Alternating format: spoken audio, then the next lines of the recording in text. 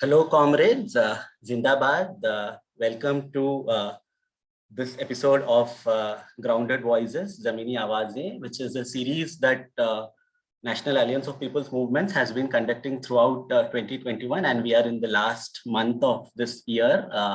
And throughout this month, we've been trying to organize sessions focused on the sixth schedule states in the northeastern part of the country. As many of you who've been following Grounded Voices over the previous months would have noticed that we tried to do a session, multiple sessions in fact, throughout the month of August, where we focused on the fifth schedule Adivasi areas in central and eastern India, and also parts of western and North India, including almost 10 states. And that was quite an engaging session with a lot of comrades, activists, movements from those states. And even when we had organized that session, there were requests and feedback that it would probably be helpful to do a similar set of sessions focused on the states and issues in the sixth schedule areas of Northeast. And that is how we've tried to put together these sessions. Grounded Voices, as all of you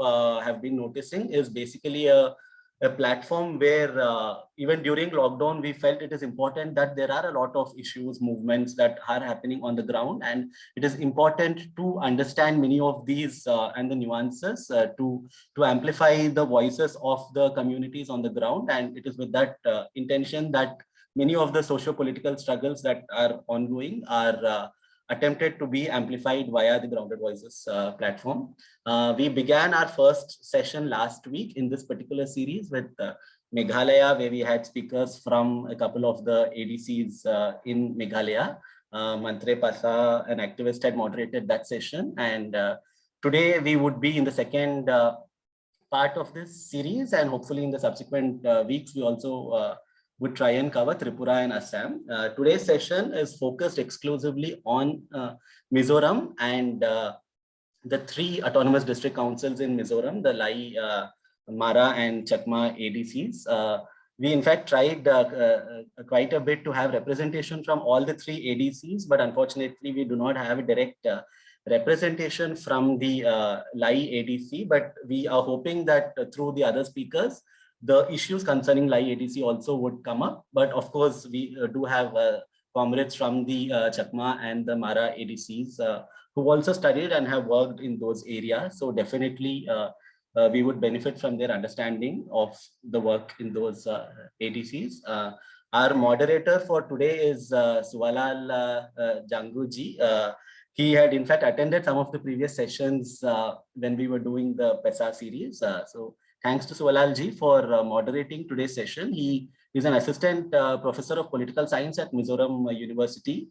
His research focus and areas of engagement have revolved around the implications of Kaladan multimodal transport project on India and Myanmar's regional cooperation and connectivity.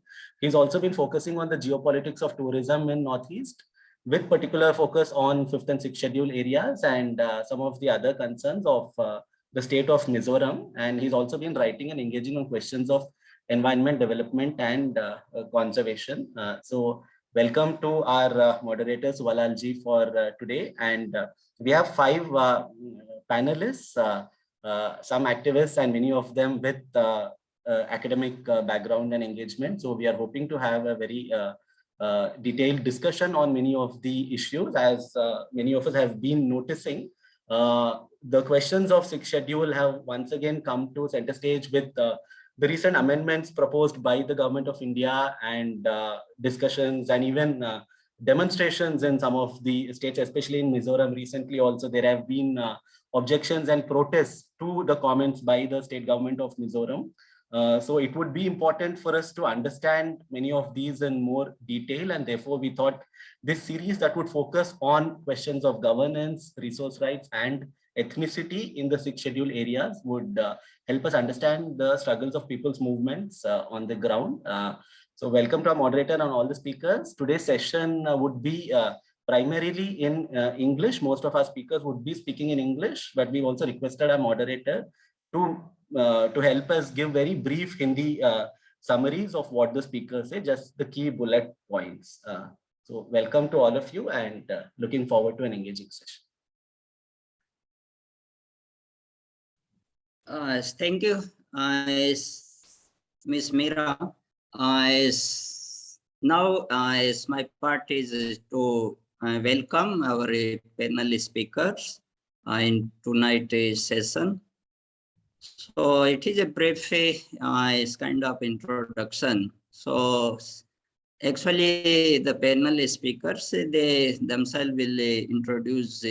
So I will just only is giving their introduction. The foremost with us, the Steffi, she is in order the first. So the Steffi, she is as a assistant professor also. And second is and Dr. Is Lalnundika Hnamte. He recently is awarded PhD and is also assistant professor, Government Johnson College in Aizawl. And the third is Loisy. She is also is PhD scholar in our department, Political Science, Mizoram University, and also assistant professor in Kawnpui College. And the next is Sawmveli. She is a assistant professor at Guwahati. And last is is not a academician, is a social activist, Mr. Paritosh Chakma. I know him years. So this is a kind of brief introduction of today's speakers. So now I mic over to Mira, Miss Mira. Yes, Walalji. Just I briefly introduced today's speaker. So now next is. Yeah, no. If you want, you can actually give a brief context and then, I think Loisy is first in the sequence, so you can invite her after your context. Yeah.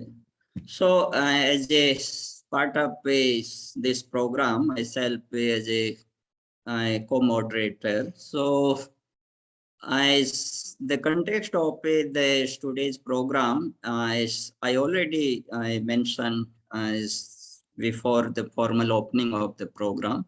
So this is a National Alliance of a People's Movement as a civil society forum. And it is purely a democratic forum and it is a people-centric. And this forum take the issues of people's right, especially the indigenous, tribal, marginalized sections, and also the issues of governance and development, and also the people's political participation.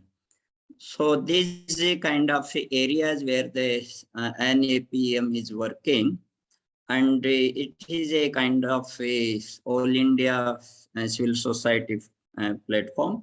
So earlier sessions of NAPM is especially Northeast states focus. The last session was on is Meghalaya ADC. Now this today as a kind of fourth session as a part of the Northeast.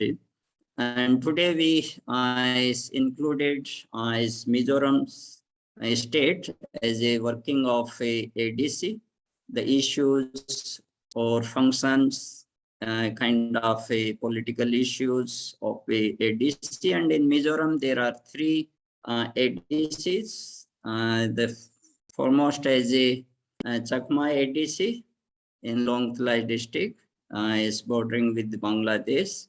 And the next is neighboring ADC of Chakma ADC is a Lai ADC, also Lunglei district. And the third ADC is Mara ADC, Mara Autonomous District Council. So these three ADC in southern Mizoram, the location southern Mizoram, and mainly like Chakma ADC is bordering with the Bangladesh. And these three ADC have been working in Mizoram last more than 3 decades. And now we see that these ADC are as a kind of constitutional authority or as a kind of a local government. But compared to the local government as a third tier in it's more autonomous and more kind of a power. And we see that ADC are mainly for a kind of remote areas people and the tribal or the ethnic communities safeguarding their identity, their culture, and their historical values, and also their own kind of way of development. So all these are protected by the ADC under 6th schedule of Indian Constitution. So today's session mainly the working of 3 ADC in Mizoram, the Chakma ADC, Lai ADC, and the Mara ADC. And our speakers are really kind of having a ground experience and knowledge and understanding, and they will highlight the actual the scenario and the functioning of ADC, what are the issues of the people in ADC areas, and other also associated issues our speakers will highlight. So the Loisy will take care as Chakma ADC, and recently she submitted her or finally she almost going to award the MPhil degree on Chakma ADC, and she will is also supported by and her co-panel speaker is Mr. Paritosh Chakma, is also on especially is Chakma, and he's natives resident of the ADC also. And next is Dr. Lalnundika. He's a kind of we say as a specialist, and his work on is especially the functioning of local government bodies, ADC, and a comparative study is in Mizoram and neighboring state, and having a couple of years experience of teaching and research and working and also kind of organizing programs. So we will get to know many more details and issues from Dr. Lalnundika. And the third speaker is Miss Steffi, I think I'm right, and she worked on a Mara ADC, and she's also working in college, Lunglei College, government college. She's working there, so she will deal the Mara ADC, and next our speaker Sawmveli, and she as an assistant professor in Guwahati, and she's working on areas of sociology and the social work and also kind of research, and she's a well-known kind of expert, especially the primary work, the ground research. So she will enlighten us on the kind of people's right. And the last is Mr. Paritosh Chakma. So Chakma is a social activist, and is working and writing, and as many times I also listened or I attended program where he was the speaker. So we have all good kind of scholars and social activists and academician, and as a fresh knowledge, information, and their work highlight. So with this kind of a program opening, as my short kind of welcome address, and also theme and the context and the speakers. So now I move to is Miss Mira. So follow the order of a panel speaker. So after the yes from the Mira, Miss Mira, we will follow the speakers. No, please proceed. As was discussed, we can go by the same sequence as was discussed. As a Madam Mira already is clear the thing. So guys, so now I would like welcome to invite Loisy. She is the assistant professor in government college is Kawnpui. So welcome Lucy, and the topic as a kind of you recently worked on Chakma ADC. So we want to know about the functioning of ADC, the structure, organizational, and the power also, and the what are the political issues, and what kind of the people's right really protected by the ADC administration, and also we see that what are the governance issues. So all these things you have to briefly present. So we have 15 minutes time. Then after we will take questions or move to the next speaker. So welcome, Loisy.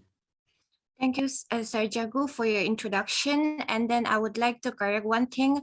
Our college is not a government body. It is still now a private body funded by a local body.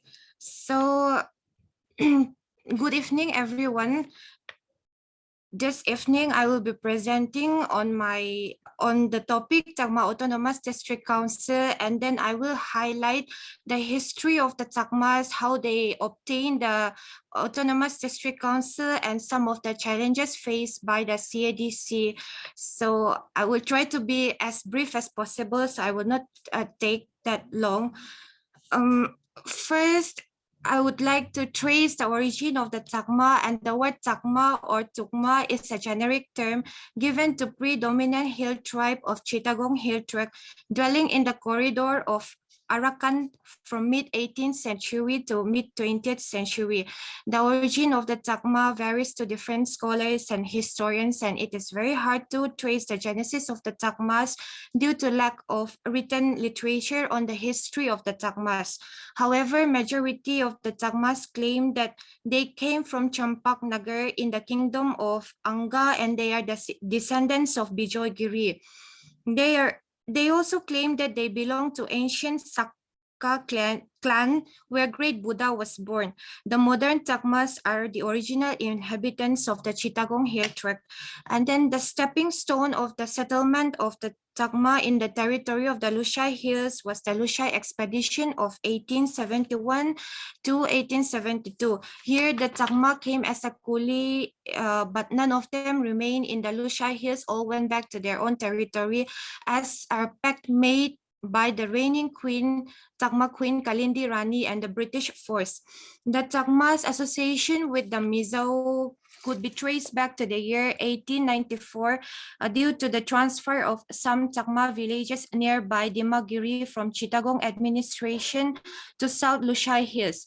Under the order passed by Sir Charles Eliot, the Lieutenant Governor of Bengal in 1892. In 1905, Chakmas began to migrate in the area of Jerauluk, Sora, Samakka, Lui, and Lamthai. During this time, Lushais were few in number, and the number of Chakmas settlers increased, and as a result of it, the Chakma settlers were ordered to pay a sum of foreigner tax of ₹5 per year.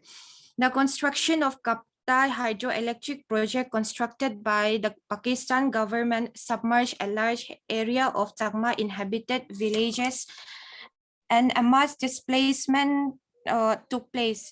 Many flew to India and settled in the western belt of Mizoram in the district of Lunglei and Saiha, and established their own villages. It is noteworthy that in the pre-independence area, the present Chakma Autonomous District Council were the territory of the Zhao ethnic tribes of Tlang Lao, Bom, and Pang, and is known as Wipun, Tangdung. And then the Lushai Hills was granted Autonomous District Council in 1952 according to the provisions of 6th Schedule to the Constitution of India. And in a similar way, the Poi Lakher Regional Council was constituted for the Poi and Lakher tribes who inhabited the extreme south of Lushai Hills. The Chakma population was represented in both the council, and unfortunately, the Chakma could not bag a single seat in the first election to the Lushai Hills Autonomous District Council as well as Poi Lakher Regional Council because there were not much Chakma population at that time. Mehdi Chakma, who was nominated in the second term in Lushai Hills Autonomous District Council. Later in the third and fourth term, Hari Christo Chakma was elected as member of District Council in Lushai Hills Autonomous District Council. And in Poi Lakher Regional Council, Atul Chandra Chakma was elected as member of Regional Council in the second, third, and fourth term. The political consciousness of the Chakmas gradually grew, and they realized that there was a good scope in the Poi Lakher Regional Council to safeguard their interests, preserve their culture, custom and tradition, and promote social, education, and economic development. Meanwhile, in Lushai Hills, insurgency broke out, and then in 1970s, the central government negotiated with the MNF underground leaders to uplift Mizo Hills into a status of Union Territory.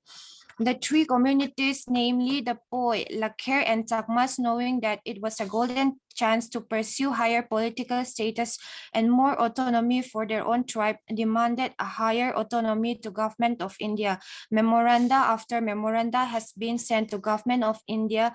The need of a separate autonomous district council for the Chakmas. There were two groups, one group led by Atul Chandra Chakma, which demanded who demanded from within the Poi Lakher Regional Council, and another group was led by Hari Christo Chakma, and then who demanded the whole Chakma inhabited area to be a part to have a separate ADC. By that time, the provision for the creation of a new regional council increased or diminished of regional council and creation of more than one regional council from the existing regional council was not provided in the 6th schedule to the Constitution of India. Then the Northeastern Reorganization Act was enacted by Parliament on 30 December 1971 and came into force on 6 January 1972.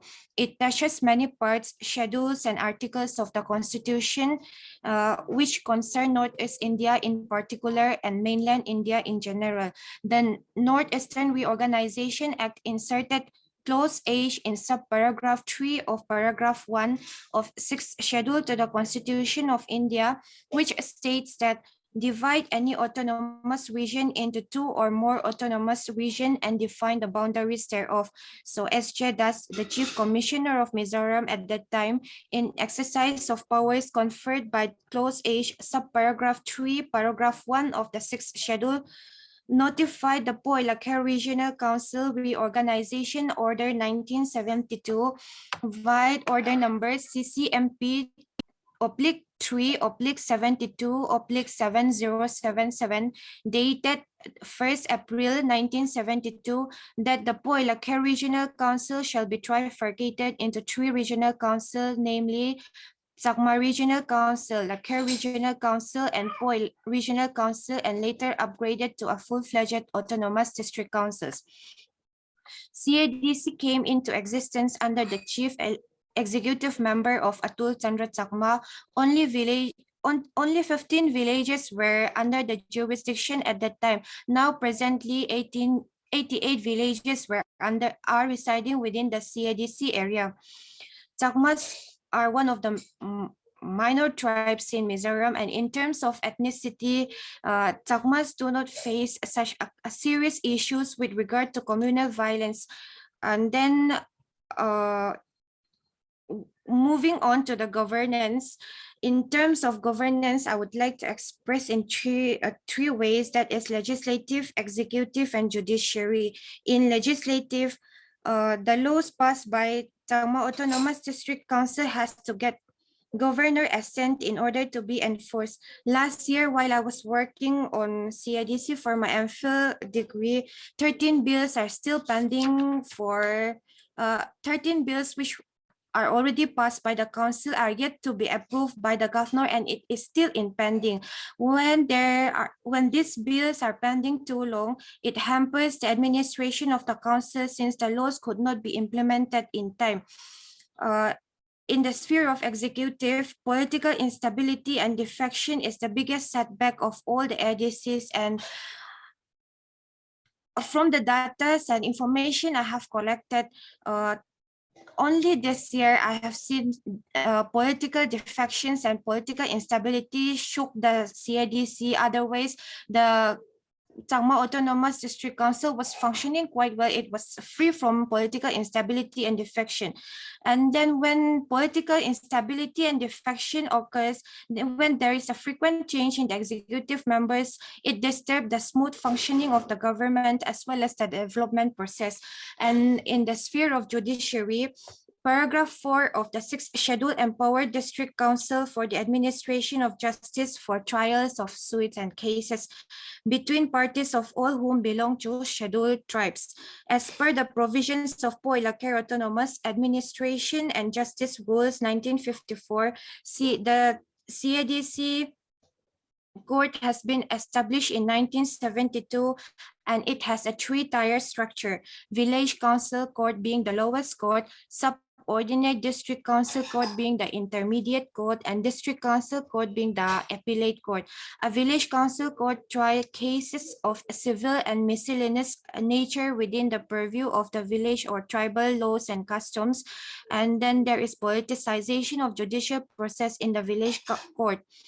The village council is an elected body whose members are elected on party basis, and the party in power in the village council favors and supports its party men where customary laws are not given importance. Some of the VC members do not have knowledge on customary laws and do not even bother to study Chakma customary law code.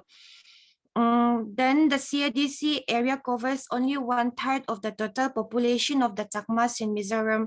The remaining 2/3 resides outside the jurisdiction of CIDC area, and the council could not take up the welfare of the whole Chakmas of Mizoram, and a demand is going on to integrate the whole Chakma inhabited areas under the jurisdiction of the CIDC. And lastly, what I would like to express is the challenges or issue faced by all the ADCs, and it is the most prevalent one, that is direct funding.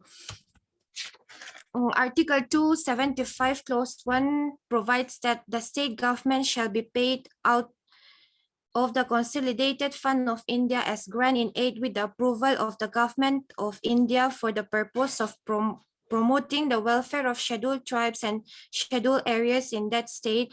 So the funds of ADCs are released through this channel, and they got their funds through the state government from the Consolidated Fund of India. And the biggest complaint is that the fund which was released by the central through the state were being delayed, and the delay in release of fund disturbed the functioning of ADCs, and their funds have also been diverted many times. With that, I would like to conclude my speech. As I would like to give a chance to Mr. Paritosh Chakma, who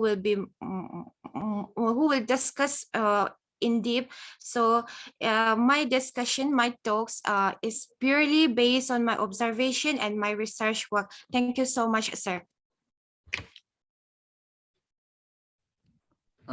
Thank you so much, Ms. Loisy. You presented that historical background of Chakma ADC formation, and what in last 3 decades the development and the issues that accumulated in ADC, Chakma ADC, and you highlighted some the current kind of issue, challenges, and you mentioned the history of Chakma. And actually, our that session is mainly the functioning of ADC. What are the issues and challenges? What can be kind of or suggestions to smooth functioning and the better performance of ADC to serve the purpose of ADC formation. So you mentioned some kind of challenges as a direct funding via state government. So the center funding to ADC via state government, and the state government is kind of sometime divert the fund and so that is kind of issue you mentioned. And the other issue you mentioned, kind of political instability or defection, kind of a parties in ADC, Chakma ADC, and so these are a kind of a political and a financial, or we can say also like some governance related challenges. So we noted down and we came to know about what are the challenges from your brief presentation. So thank you, Loisy. So we will come back to you later. Our participants will ask questions or other kind of discussion. So thank you, Loisy. Now I move to the next is our panel speaker is Dr. Lalnundika Hnamte. Is welcome, and Dr. Hnamte. I think I already introduced about your kind of academic scholar and other activities.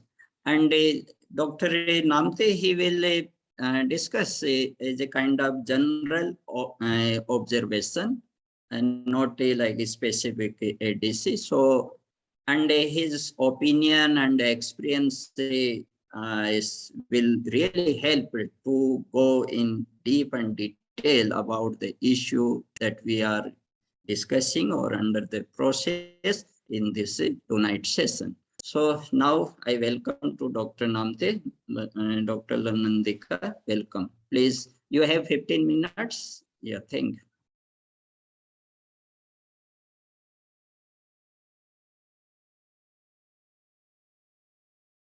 Tonight I have, okay, I forgot to unmute myself. Anyway, thank you, dear Chairperson, Dr. Suwa Jangu. As you have mentioned, I am not going to talk specifically on one issue, but I will try to locate several problems which relates the autonomous district councils of Mizoram. Like recently, like our chairperson have just mentioned, we see the 125th constitutional amendment coming underway. And so do the autonomous district councils want? What demands, what proposals do they make? So the first one is the 30-year-old direct funding, which they have demanded. Direct funding has been, we say that it is like 3 decades old, because it was back in 1987 when the then Prime Minister Rajiv Gandhi talked of direct funding in the autonomous district in Lunglei district at Areopagi. So, however, there are several interpretations, because another side would say that Rajiv Gandhi never meant direct finance of the autonomous district councils. He instead means funding through the Panchayati Raj system, like the local governments. So anyway, the autonomous district councils have been demanding for this direct funding. in the name of direct funding or in separate allocation of funds. So it is more or less the same. So it will require amendment of Article 275 Clause 1 and Article 280. So that is what is proposed for the 125th Amendment. And another one is the allocation of greater powers by amending paragraph 3C of the 6th schedule. They wanted greater powers because at present, the autonomous district councils of Mizoram have enjoyed around 20 subjects, whereas in the Bodo Territorial Council in Assam, which is another autonomous government, they enjoyed much wider powers, which totals up to more than 40. So these autonomous district councils of Mizoram also wanted greater powers. So they are demanding allocation of greater powers. And the third one is the change of nomenclature. They do not want to be called Chakma Autonomous District Council, Mara Autonomous District Council, Lai Autonomous District Council. They wanted to be called Territorial Council in line with the Bodoland. Okay, so that would require the amendment of paragraph 20 of the 6th schedule again. And the third one is upholding the governor's discretionary powers. So anyway, I will skip through that. And what is the response of the government? The state government is what is important. The government says that the direct funding of the ADCs will be against the existing constitutional scheme, and that it would unnecessarily affect the relations between the ADC and the state government in a negative way. So it also said that direct funding or greater allocation of powers would undermine the functions and the authority of the state government, which would mean that the state government's functions and authority would become kind of redundant, decreasing in the autonomous district council. So the state government suggested that this insertion, this amendment of the 6th schedule should be rejected. So it gave a negative comment. So this has raised concerns in all the 3 autonomous district councils. And just last week, district councils, major political parties, cultural organizations such as the Mara, MTP Marathi 2P, if I don't know if my pronunciation is correct, and like in the Central Young Chakma Association, like and women's organization, pensioners, and student bodies also, they protested against the state government's negative comments. So we don't know what is going to happen next anyway. So that is the environment, that is the protest that is going on presently, and we may discuss further.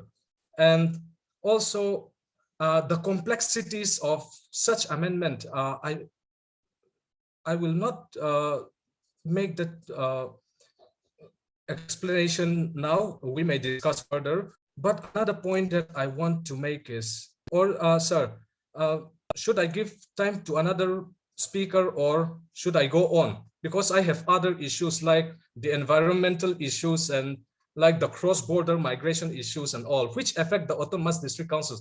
These issues are also equally very, very important. And should I go on or should we raise that issue later on? Am I audible to you? Yeah, you do have at least 10-12 more minutes, so please go ahead. Okay, then. Yeah, so we have already mentioned the constitutional amendment part.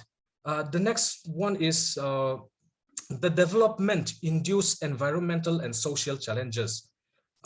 See, we know that the autonomous district councils occupy a very important place in India's Look-East, or what we now call Act-East policy. And the autonomous district councils of Mizoram is sandwiched by Bangladesh in the east and Myanmar in the western side and also in the south. So Malcolm Fraser, the 22nd Prime Minister of Australia, said that development requires modification and transformation of environment. So we know that this Kaladan multimodal transit transport project, which is a very big project. How do you say? Regional transport connectivity project. This is passing through the autonomous district councils of Mizoram, particularly the Lai Autonomous District Council, Lunglei District, and the Chakma Autonomous District Council. And in the southernmost point of Mizoram, there is Kawnpui, which is in Lunglei District of the Lai Autonomous District Council, and that will connect the Suwa port in Myanmar, and the Suwa port will again connect Kolkata. So this is going to be the future lifeline of because the Northeast is the mainland India by only 3 kilometers, Bengal, and so coming to the north, the hilly roads and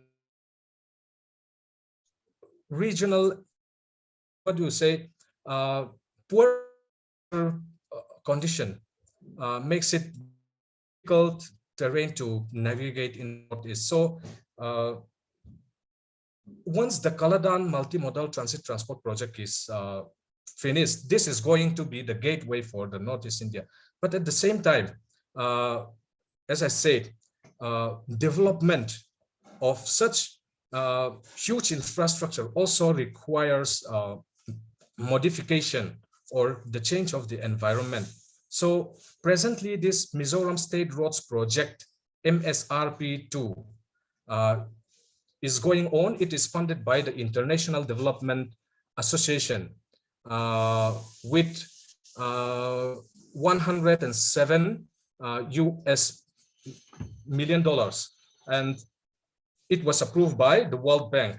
And so the point that I want to make is that for development of trade-related infrastructure such as good roads, trade centers, go-downs, and other infrastructural developments, there are going to be adverse social and environmental impacts. So the road alignment passes through agricultural land in some places, through plantations in some places, habitation, religious and cultural sites at several locations. So when the roads are constructed, it produces waste also. And also Mizoram is a hilly region. And so when roads are constructed and mountains are like dug up and how do you say, leveled, it can be prone to landslide.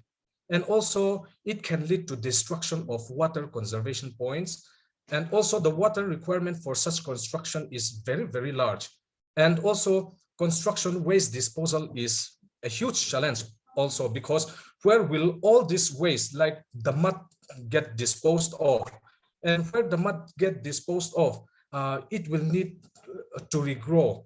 And so all these challenges are there. And for example, let me say, the Tlong River, which is the longest river in Mizoram, the water source is decreasing year by year. And also we can also blame that on climate change and at the same time on these development issues. So similarly, there are huge challenges like in Lunglei, there is Lunglei Chantupol that have started this Safe Tlong River project, which has been initiated recently, because the Tlong River is one of the main lifeline of the people of Mizoram also. So all these environmental issues need to be addressed also. And at the same time, the implementing agencies such as the Project Implementation Unit of the PWD, it has been very careful in operational guidelines also, so that least environmental damage and social impacts are done. So that is another issue. And lastly, I want to raise this cross-border migration in the autonomous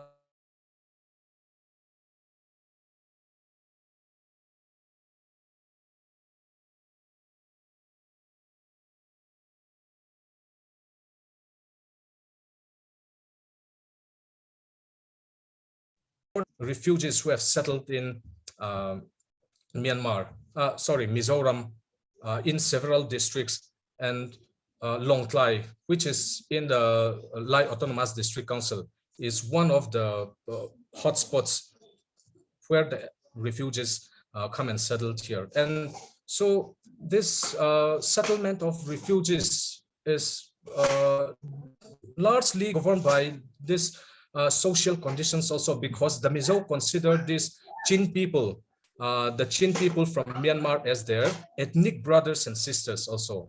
And so they are sympathetic towards the people, and also their management, such as food, clothing, shelter, and also it's largely managed by donations, even though the state government has done its best in giving them health care, providing them accommodation and all. However, financially, they are largely managed by these church organizations. They are largely managed by religious organizations, cultural organizations such as the YMA also. And so at the same time, the state government has appealed to the central government to provide relief to these refugees. But however, till today, the government of India has not given any form of relief. However, we may say that it is trying to make plans for providing assistance and relief. So those are the things that are going on. And the Zo Reunification Organization, which is a international non-governmental or not-for-profit organization working for the reunification of Zo people, or the Zo ethnic groups of people living in India, Myanmar, and Bangladesh, has also been voicing this concern of assistance to refugees in the United Nations also. So anyway, I think my 10 minutes is up, and I would like to bring forward those three points for further discussion. Thank you. Yeah, thank you, Dr. Lalnundika.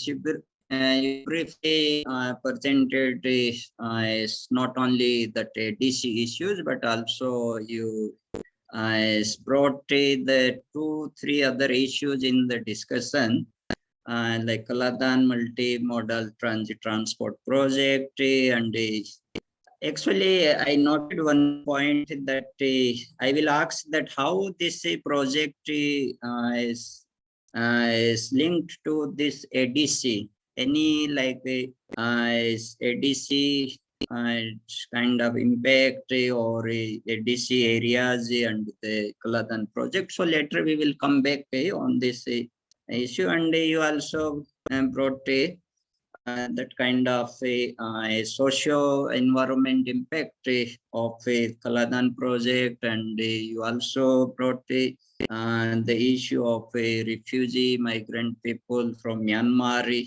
and they are in Lai Autonomous District Council areas, ADC and Lunglei especially. And their issue of their kind of relief and rehabilitation, or providing them assistance also. And because these are like indigenous people, and their issue like humanitarian ground and human security issue is rising. And lastly, you also included that issue of other like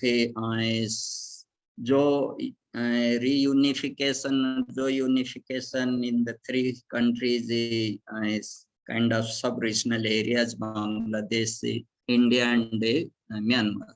So thank you, Dr. Lalnundika Hnamte. We will come back to you in the next part of the discussion. So actually मेरे को थोड़ा हिंदी में बताना है.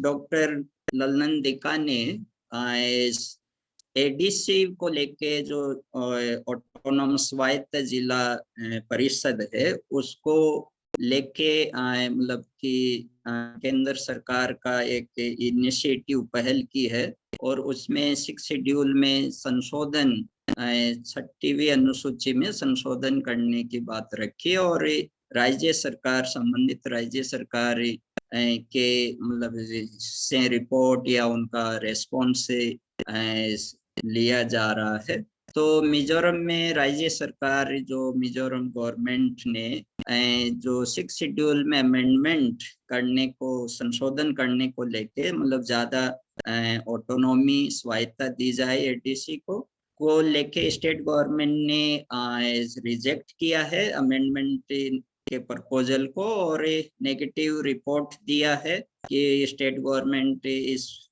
पक्ष में समर्थन में नहीं है कि एडीसी को ज्यादा पावर दी जाए, शक्तियां दी जाए।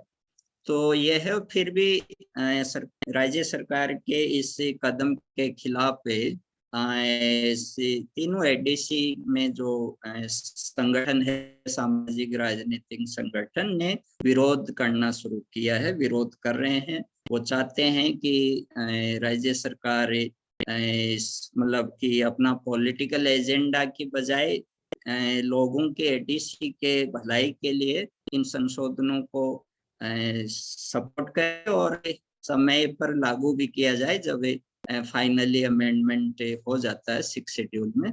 तो डॉक्टर दिका ने 3-4 इश्यूज को मुद्दों को हमारे सामने रखा। फंडिंग का इश्यू रखा और उसी फंडिंग को लेकर तो राज्य सरकार ने 6वीं अनुसूची में संशोधन को लेके विरोध में है, नेगेटिव है, नकारात्मक है, नहीं चाहती है।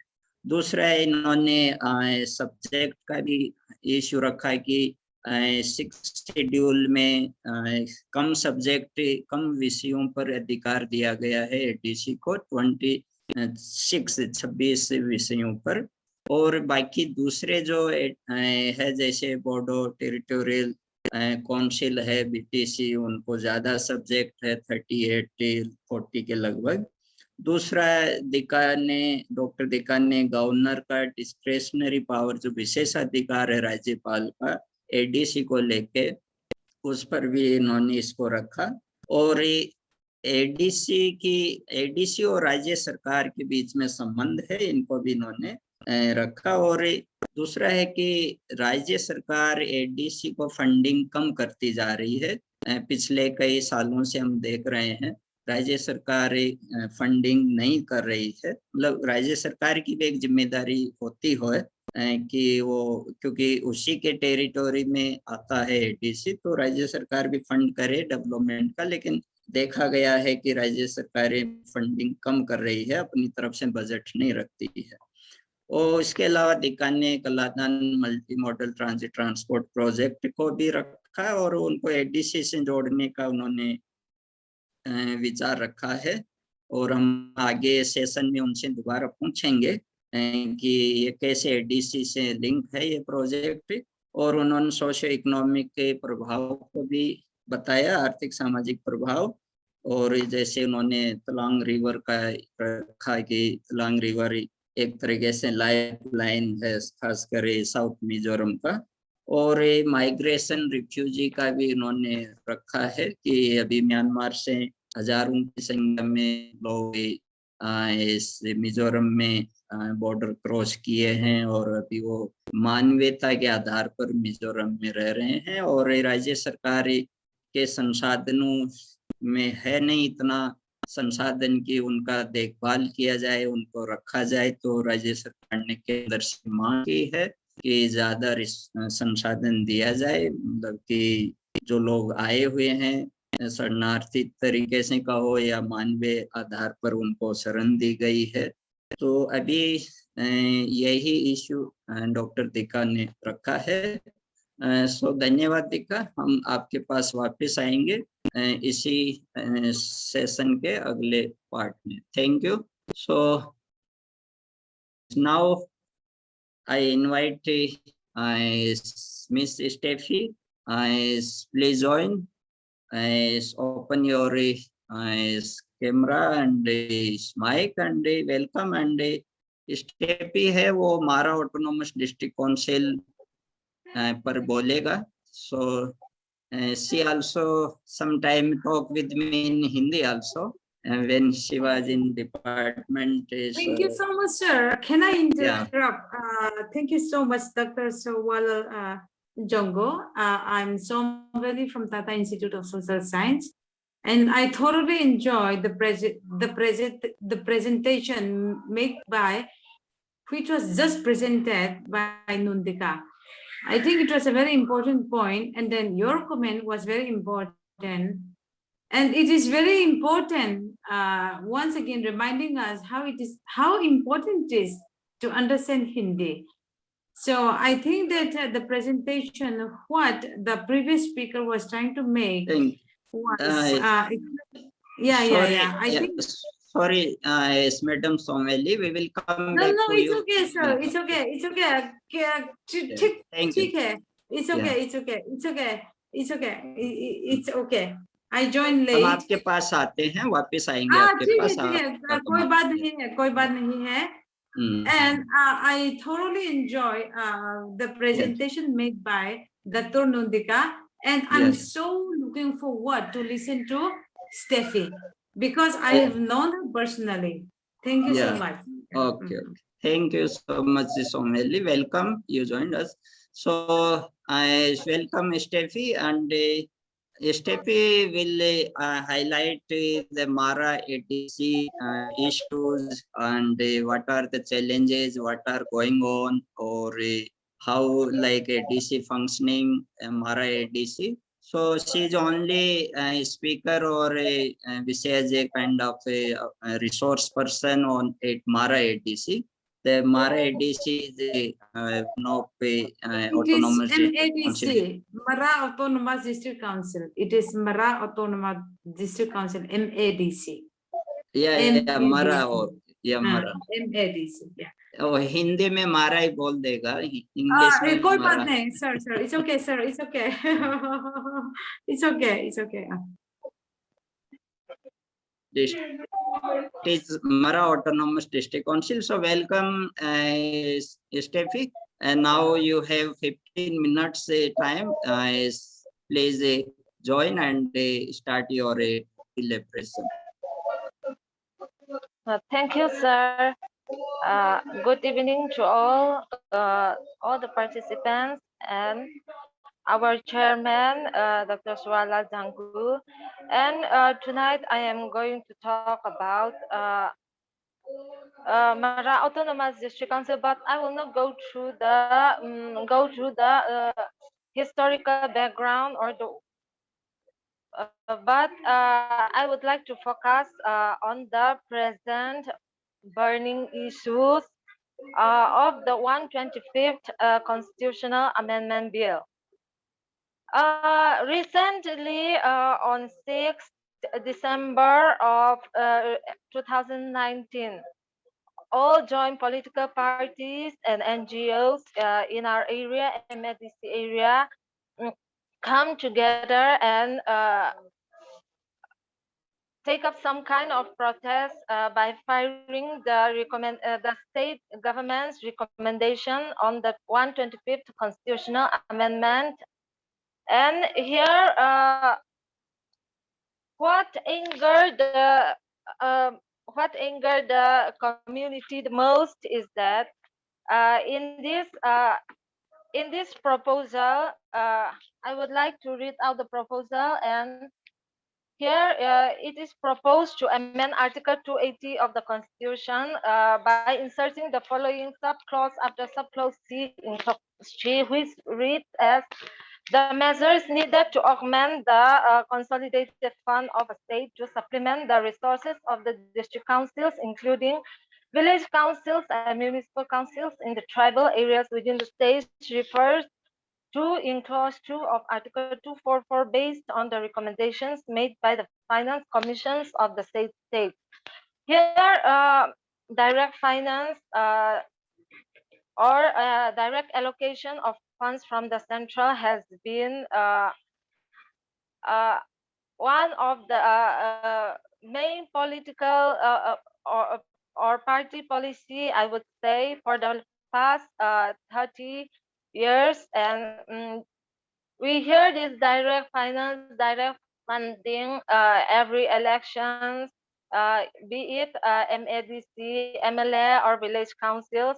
This has been one of the most talk topic or talk policy in our areas, in our areas. And here, what the committee was suggested was that in Article 280 of the Constitution, in subclause CA of Clause 3, the following proviso shall be added, which reads as, provided that at least one representative of each autonomous district councils or autonomous territorial councils shall be appointed as a member of State Finance Commission by the governor of a state.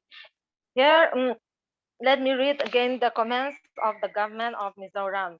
The State Finance Commission has always been free and fair in its recommendation for funding by way of percentile allocation to each autonomous district council from the state budget. In fact, no state of India has ever been represented as member in the Finance Commission of the Union. Therefore, ADCs being represented as member in the State Finance Commission is not justified and should not be done. This is the comment of the government of India. And this comment has created anger among these three communities, Lai, Mara, and Chakma. And here, the committee was also suggested to include this, provided that separate allocation in Article 280. This a separate allocation or fund for the district council shall be earmarked by the government of India on the recommendation of Finance Commission of the Union. However, in this proposal, also the government of Mizoram has responded that the government of India, the government of Mizoram is in agreement with the recommendation of the parliamentary committee to 223rd report. This I will read out after this, and which also stated that the direct funding of ADCs by the center will not only be against the existing constitutional scheme, but also would unnecessarily affect the relations of ADCs vis-a-vis state government adversely. It may also undermine the function and authority of the state government. The suggestion inserted should be rejected. This is the comment of the state government, the government of Mizoram. Why the Lai, Mara, and Chakma community resented this comment of the state government is that what they feel is that the state government, especially the regional party, MNF, Mizo National Front, is never in favor of the minorities in Mizoram, and it will never give financial autonomy or greater autonomy to these three ADCs in Mizoram, and this is why it caused lots of angers and resentment among the three communities. And as I have mentioned before, on 6th of December 2021, this month itself, firing of the recommendation of the comments of the government of Mizoram on the 125th Constitutional Amendment Bill was held. And however, this is the comment of the government of Mizoram. The Parliamentary Standing Committee on Home Affairs also observed and recommended that, let me read out this 3.111. The committee feels that direct funding of ADCs by the center will not only be against the existing constitutional scheme, but also would unnecessarily affect the relations of ADCs vis-a-vis state governments adversely. The very purpose of amending Article 280 of Constitution is to make an institutional provision for augmenting the resources of ADCs through State Finance Commission. The state provision is on the lines of Article 243(1) and 243(1) meant for panchayats and municipalities and 73rd and 74th Constitutional Amendment Acts. And after that, in 3.1.12, the committee therefore agrees to the proposed amendment to Article 280 and does not suggest any amendment.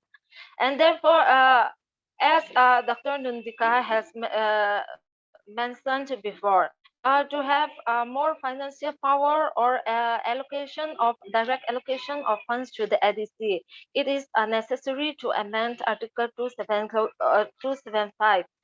As such, here the Parliamentary Standing Committee on Home Affairs also clearly stated that direct funding of ADCs, this is against the constitutional scheme, and the amendment of Article 280 will not bring any direct finance or a greater financial autonomy to the ADCs in Mizoram. And as such, we have to understand that this amendment is not for financial direct finance allocation to the ADCs. And here, one thing is that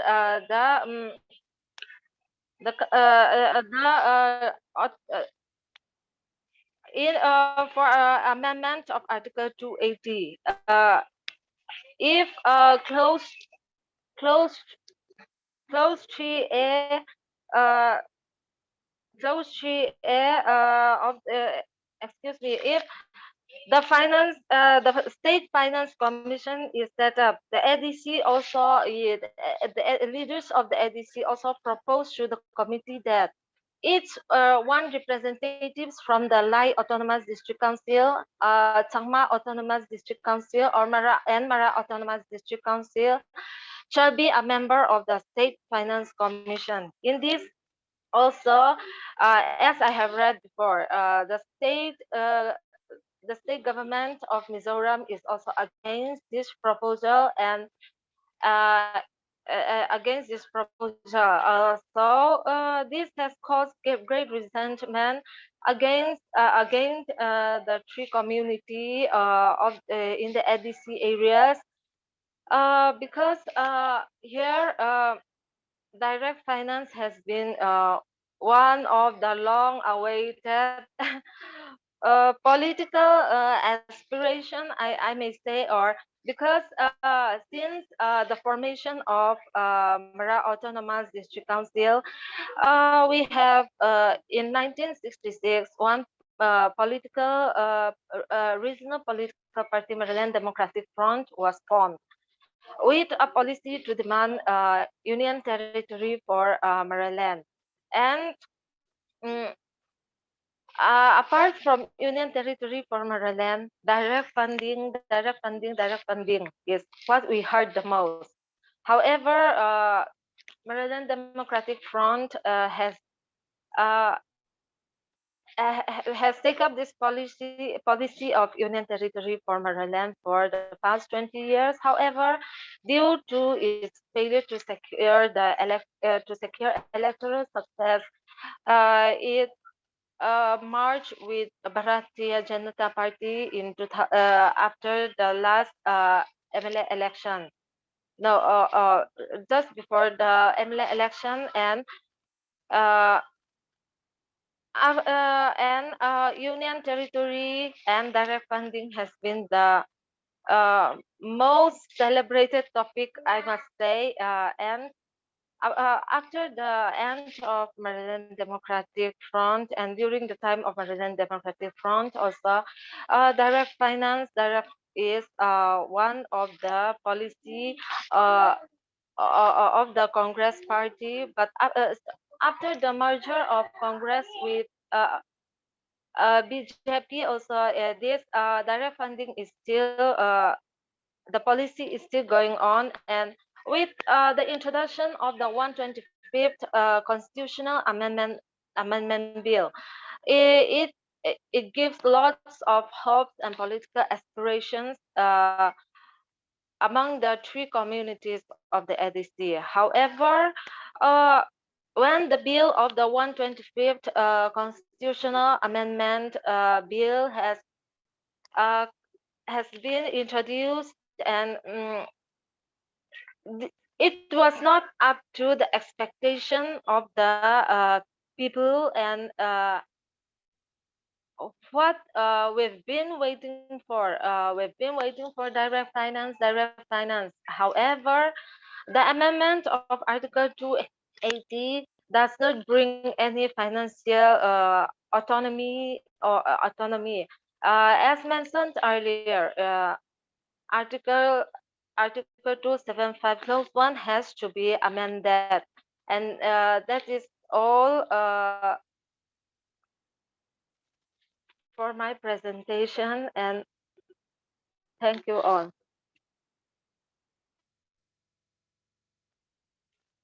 Thank you, Steffi. तो मेरे को थोड़ा सा हिंदी में Steffi ने जो बोला है मैं उसको रखूं। तो स्टेफी ने हमारा एडीसी से संबंधित अपना बात रखा है, और मुख्य तौर से स्टेफी ने यही कहा है कि जो डायरेक्ट फंडिंग है, और खासकर जो आर्टिकल 280 मतलब 280 के अंडर में जो फाइनेंस कमीशन का प्रोविजन है स्टेट में, उसको लेके स्टेफी ने अपना बात रखा है। और स्टेट गवर्नमेंट का क्या रेस्पॉन्स है, और पार्लियामेंट्री स्टैंडिंग कमेटी का भी जिक्र किया है स्टेफी ने, और स्टेट गवर्नमेंट रेस्पॉन्स है। और इसके अलावा स्टेट गवर्नमेंट के रेस्पॉन्स को देखते हुए, नेगेटिव रेस्पॉन्स को देखते हुए, हमारे एडीसी में भी लोगों ने विरोध करना शुरू किया है कि स्टेट गवर्नमेंट सपोर्ट करना चाहिए कि अपोज कर रहा है। तो ये हाईलाइट किया है स्टेफी ने। और दूसरा ये है कि स्टेफी ने ये भी कहा है कि जो पॉलिटिक्स है एडीसी में, जिस तरीके से लोकल रीजनल पार्टीज मर्ज हो जाता है एडीसी में, जैसे कांग्रेस मर्ज हो गया, पहले मरा डेमोक्रेटिक फ्रंट था वो बीजेपी में मर्ज हुआ। तो ऐसे उन्होंने लोकल एडीसी पॉलिटिक्स को भी बारे में बताया। So ये धन्यवाद Steffi, thank you so much Steffi. So now I call to the next speaker is Madam Sawmveli. Welcome, you are with us. Welcome, and now your time start. You have 15 minutes. Welcome Madam Sawmveli, आपका स्वागत है।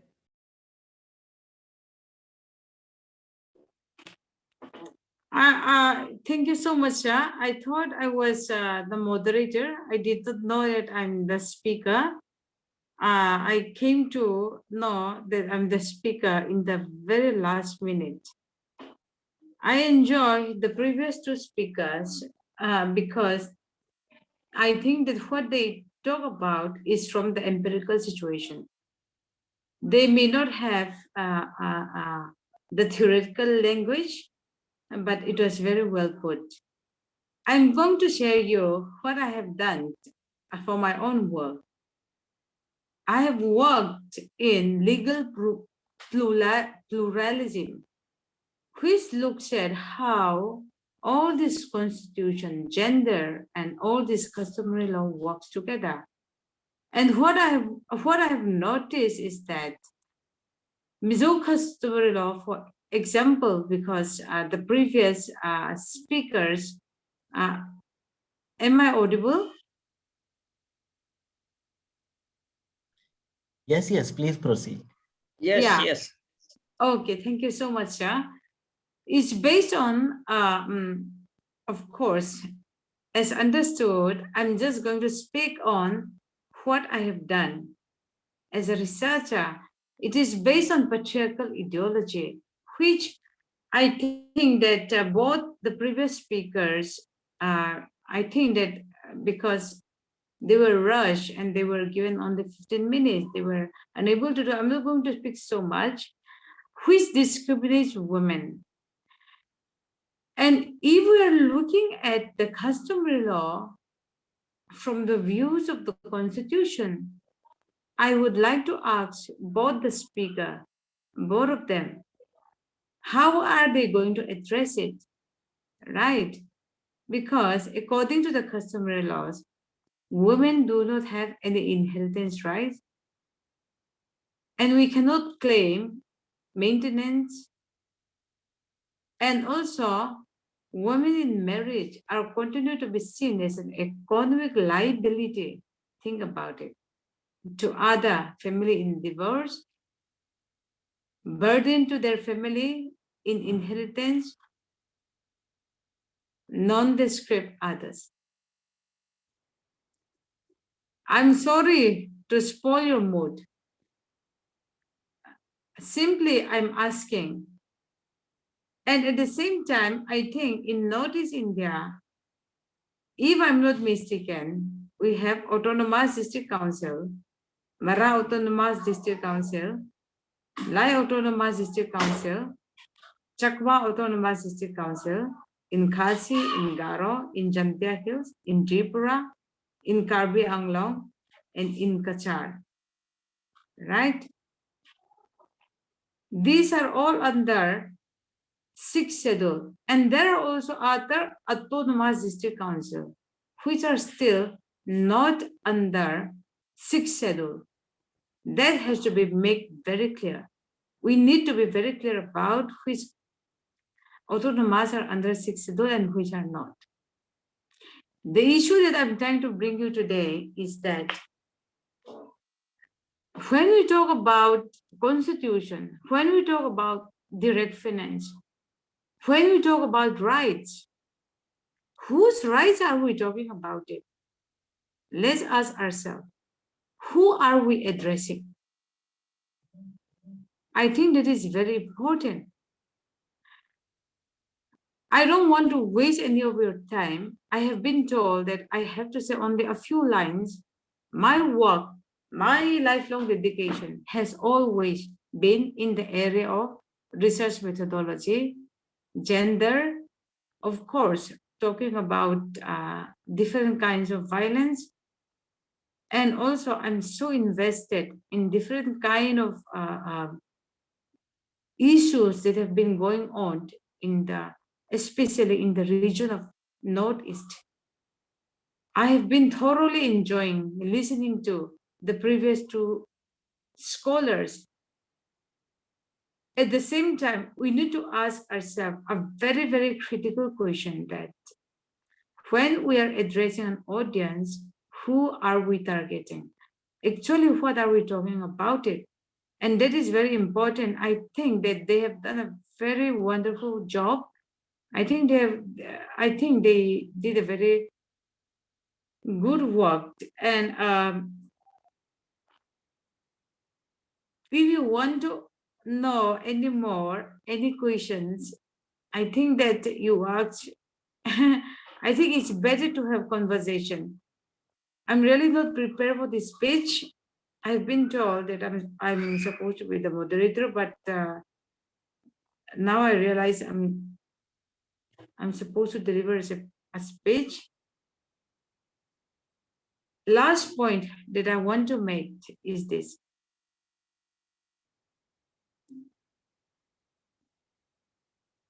It's very important to look at all the differences in the society, where you come from, which gender you belong, which sexuality you prefer, right? Even when we talk about constitution, the reference, everything is very important. Theory, after all, is just a supposedly explanation for a social phenomena, just like Max Weber have once said. And that is my speech. Thank you.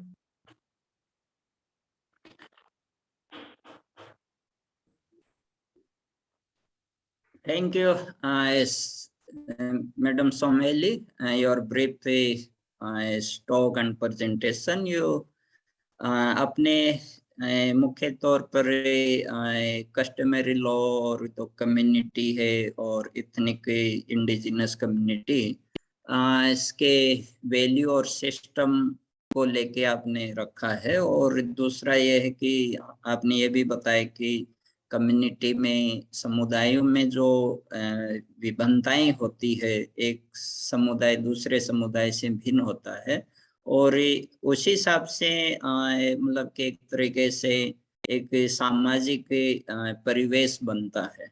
तो लेकिन आपने बताया कि north east में लगभग सभी और ADC में एक जैसा ही एक सामाजिक परिवेश है, सोशल फेनोमेना जो वातावरण है वो आपने बताया। और हालांकि सभी समुदायों के अलग अलग वैल्यू है, उनके अलग अलग कस्टम है, और तो ये जरूरी होता है कि हमें इन मुद्दों को समझने के लिए जो कस्टमरी लॉज है, सामाजिक जो मुद्दे होते हैं और समुदाय, उनको हमें सैद्धांतिक रूप से समझना चाहिए, और उसके लिए हमें और रिसर्च वर्क करने की जरूरत होती है, और डिटेल में जानना चाहिए, और लोगों की ओपिनियन लेना चाहिए, और तभी मतलब एक तरीके से हम एक अच्छा डिस्कशन कर सकते हैं। थैंक यू मैडम सौमवेली, आपका प्रेजेंस और आपका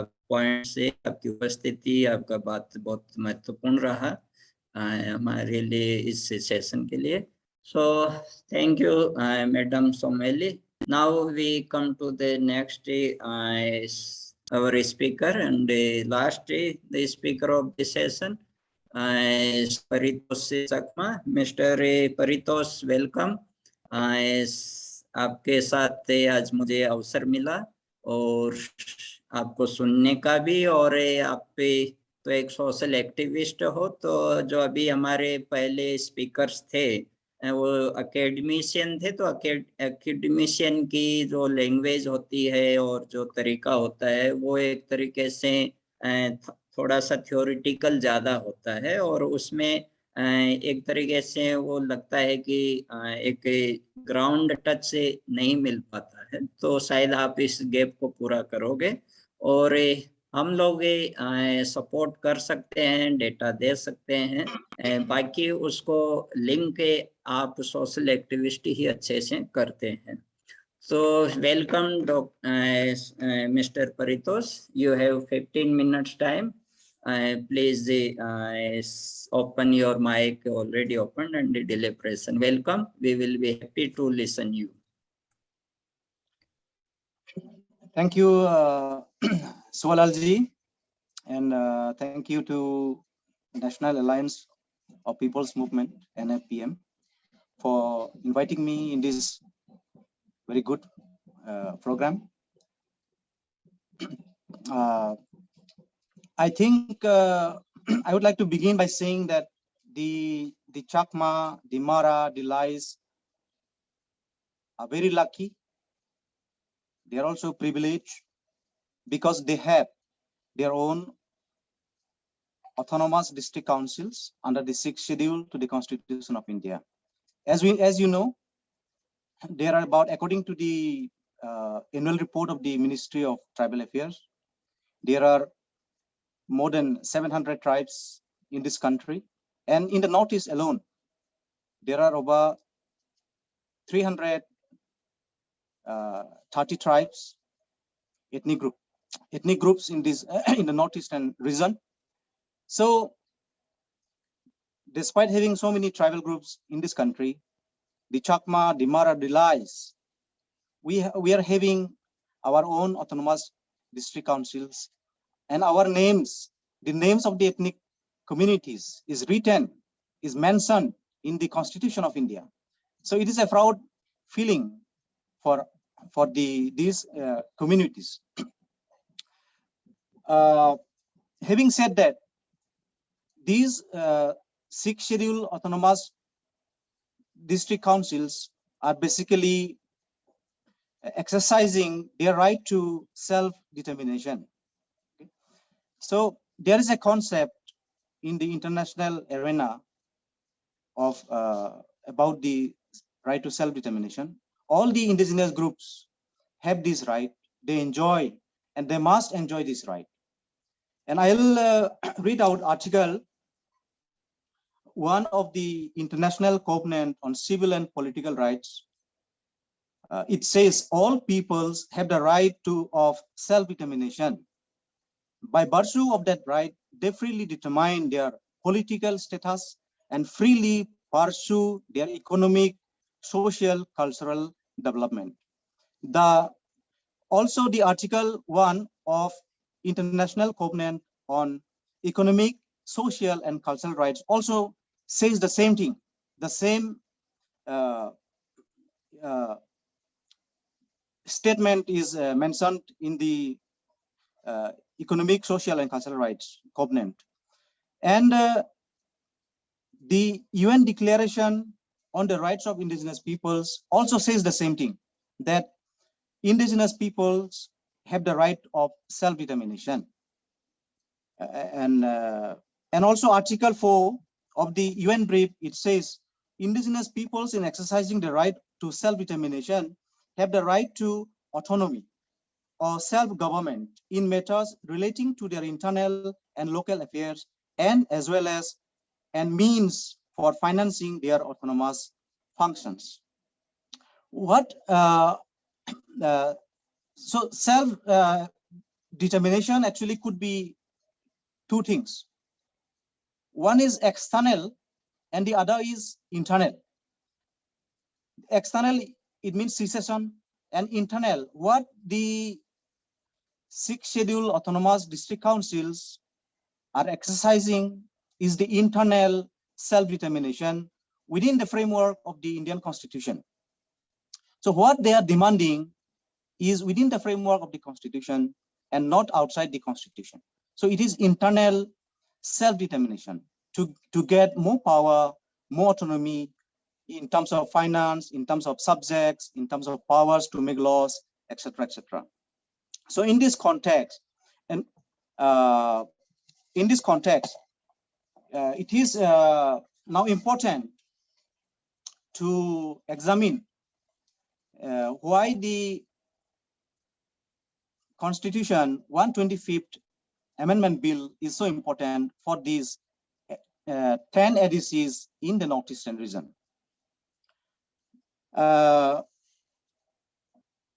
According to me, this 125th Amendment Bill is important for the survival of the ADCs in Mizoram. For the survival. If we survive, then only we can talk about development and other welfare measures. Why I say survival? Because the ADCs in Mizoram, they are actually in urgent need for funding. They do not have funds. Their financial condition is actually in the ICU. In the ICU, that is the fact, that is the reality. Salaries are not being paid for 2 months, 3 months, these staffs, the employees are not getting salaries. And in the social media, we get the many students who are studying outside of Mizoram or in the towns within Mizoram, they say when our parents are going to get salaries.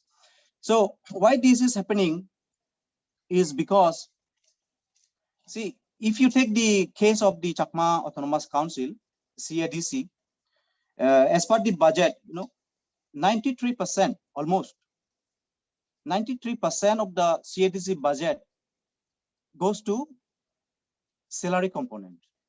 That is to pay salaries to his staff.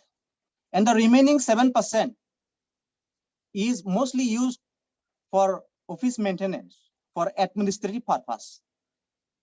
So 93% goes to salary, and around 6% goes to maintain offices and for administrative purposes. So where is the fund for development? There is no fund for development within the budget of the CADC. And it is the same condition in other 2 ADCs, maybe a little better, but more or less the same. all the 3 ADCs suffer financial crunch, shortage of funds. So the question arises, for whom are this autonomy? Who are enjoying the autonomy? For whom is this autonomy given by the Constitution of India in 1972? Because only the salaried persons are getting salaries, okay. And what about the masses? What about the common people? What about the marginalized people who do not have jobs? For them, there is no development at all. And I have toured the entire Chakma Council, and anybody who goes to council areas, they will know, they will tell you that there is no semblance of development. There is no basic health facilities, no roads, no electricity, no proper drinking water. Schools are not properly functioning. And what is the percentage of literacy in CADC? It is only 46% as per census 2011, the last census. So the masses are not getting benefits of autonomy, the self-rule, which is the vision of the Constitution of India, that the tribals should get power, the autonomy, and the self-rule. They will themselves determine their political status, the future, the economic, social, and cultural developments. So these things are not happening. Why? Because of lack of funds. Because, as you know, Mizoram is not a mineral-rich state. We don't have natural resources. So we don't have coals, we don't have oils, we don't have any other resources except forest resource. So Mizoram internally and these 3 ADCs, they do not have resources of their own to mobilize funds. So that is why this constitution, we are hoping to get something out of the Constitution 125th Amendment Bill. And of course, there is a important amendment that is proposed to be made in this bill, which is to amend Article 280 so that the Union Finance Commission can recommend to the President the measures needed to augment the consolidated fund of the state to supplement the resources of ADCs on the recommendation of the State Finance Commission.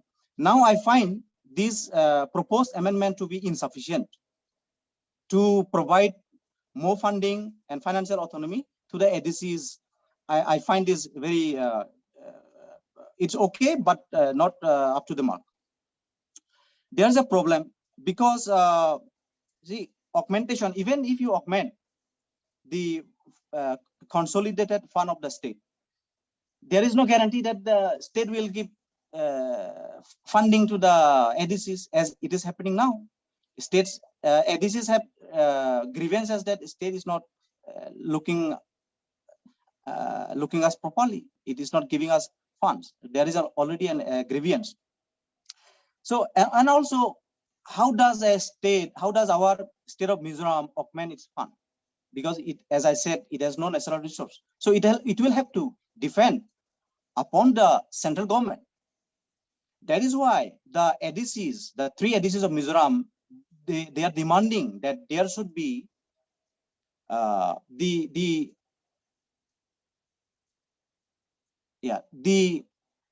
amendment to the Article 280 should be in such a manner that it provides separate allocation of funds for the ADCs. The funds of which is separate from the funds given to the state. Separate allocation of funds should be provided under Article 280 and other provision, other articles of the Constitution like 275A or 1, which will provide separate funds for the ADCs. This will secure the financial health of the ADCs. However, the article 280 also says that that it also mentions about State Finance Commission. So so the ADCs are demanding that in this State Finance Commission of Mizoram, at least one representative each from 3 ADCs, meaning 3 members, one each from Chakma, Mara, Lai councils, should be members of this State Finance Commission of Mizoram. But this is not these suggestions have been rejected by the state government of Mizoram. And also, even the Anand Sharma led Parliamentary Standing Committee on Home Affairs, this committee has also rejected direct funding, as earlier speakers have rightly pointed out. It says that direct funding will not this direct funding will go against the existing constitutional scheme, and also it will increase hostilities between the state and the ADCs. But I don't understand this. I don't understand, because how the augmentation of funds of the ADCs will increase hostilities. If ADCs get more funding, it will bring more development, it will bring more democracy and peace. And it cannot be a source of hostility between the state and ADCs, in my opinion. So, however,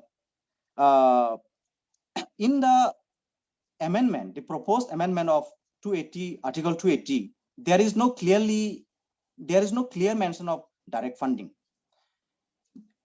And there is ambiguity, therefore. However, in the objects and reasons, when you place a bill in the parliament, when you introduce a bill in the parliament, there is a statement of objects and reasons along with the bill. So when Rajnath Singh Ji, at that time Home Minister, introduced this bill in the Rajya Sabha, in the statement of objects and reasons, he stated that the object is to provide separate funds for ADCs. Separate funds for ADCs. But if we look at the proposed amendment of Article 280, there is no mention of separate funds for ADC. It only says augmentation of the consolidated fund of the state government.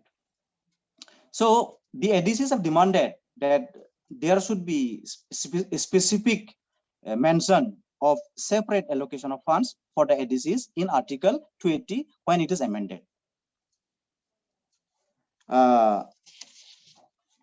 So it is a very legitimate demand. Unfortunately, the state government of Mizoram has rejected this suggestion or this demand. That is why, as we all know, there has been a huge protest in all the 3 ADCs areas by all political parties and all NGOs of these 3 ADCs against the negative comments given by the state of Mizoram. So another important element of this 125th Amendment Bill is transfer of additional subjects and power to make laws.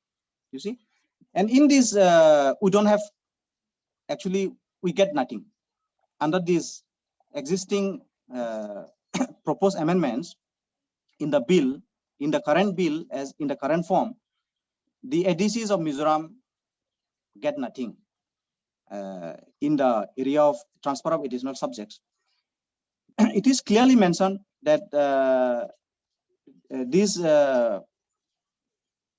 transfer of additional subjects and powers to make law will apply only to 2 ADCs in Assam, namely the Karbi Anglong ADC and North Kasar Hill ADC. And this North Kasar Hill ADC the name will be changed to I think Dimasao Autonomous Territorial Council. So why they are giving more power to them? They are giving more power, more additional subjects, departments to them because of agreements signed with armed groups, namely United People's Democratic Solidarity and Dima Halam Dauga.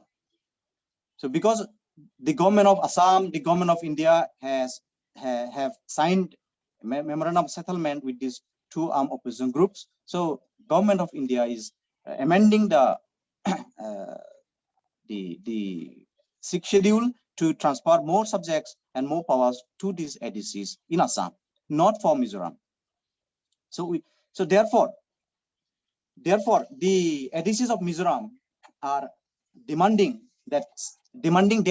parity with the ADCs in Assam. See, Bodo Territorial Council and the Karbi Anglong Autonomous Council and North Khasar Hills Autonomous Council, they will be given, they already enjoy several, they already have several subjects, departments in them. But this bill is going to give more additional subjects to the councils in Assam. That is why the ADCs in Mizoram, they have demanded that give us parity. I mean, also give us the subjects. But this has been rejected both by the Ministry of Home Affairs, saying that no, we are only amending for the ADCs in Assam because of the agreement signed with the armed opposition groups.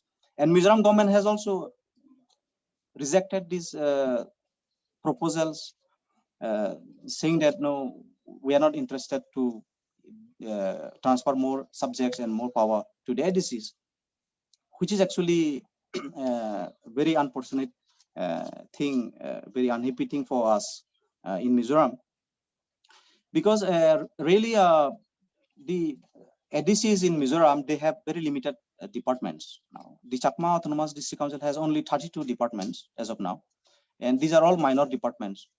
And I think other ADCs also have the same departments, 32 in number, but these are minor departments. You see, in the ADCs in Assam, they have health and family welfare.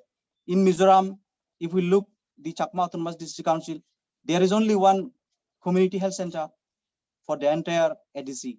And the people of Lunglei, they have been demanding opening or making functional of the primary health center. So the council has no power to provide health services to its people. It is up to the state. The state runs, the state decides. We cannot decide. So what is the use of autonomy? What is the definition of autonomy? Where is the real autonomy? There is no real autonomy. We cannot give, we don't have power to provide health services to our people.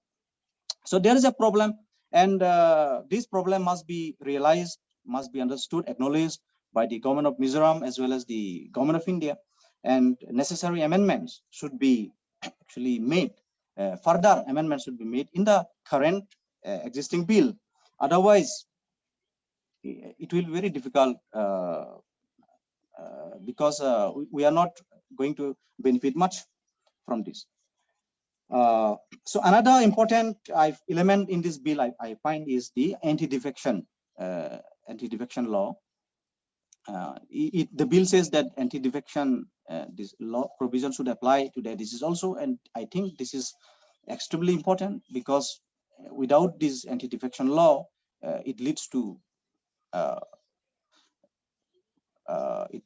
political instability. As we have seen, we all know what's happening, what has happened in the Chakma Autonomous District Council. There has been changes of government chief executive member many times in the recent past. Okay, so these are the main elements I find in this bill to discuss. One is the financial aspect, which I have explained. The other thing is transfer of power, which we have nothing under this existing bill.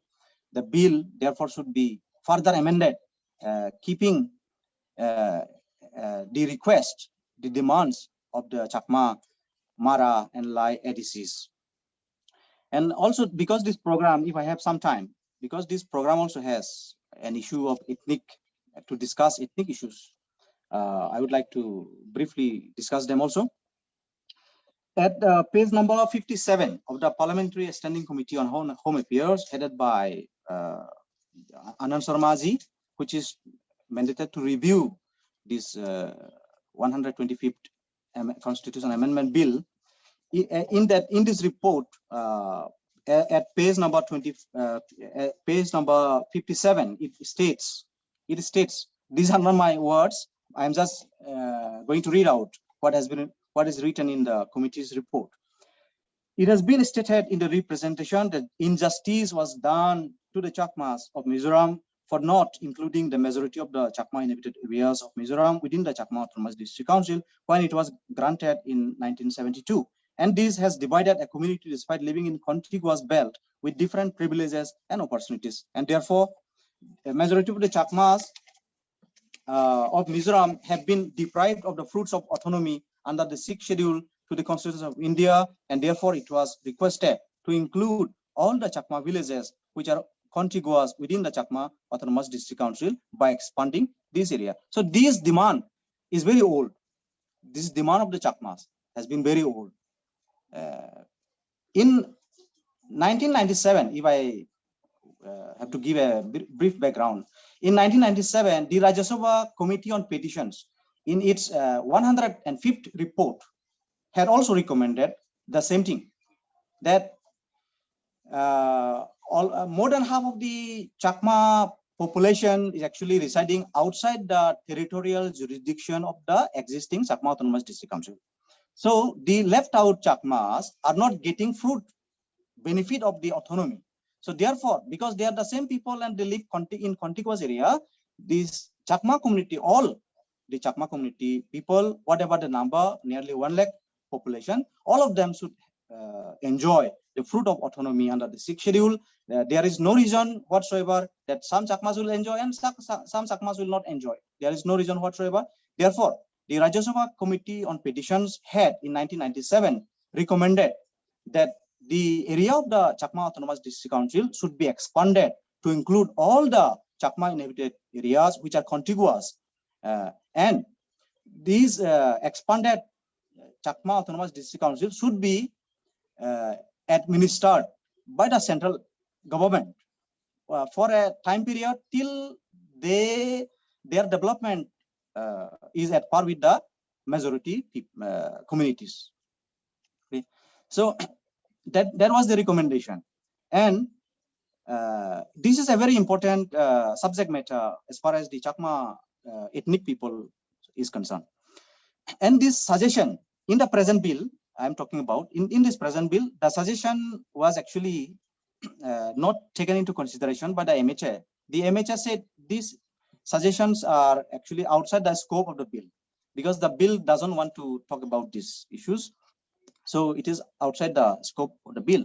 But Anand Sharma led this Parliamentary Standing Committee on Home Affairs in its report states that although these issues are outside the scope of the bill, but these are very much part of the 6th schedule discussion. These are very much part of the 6th schedule.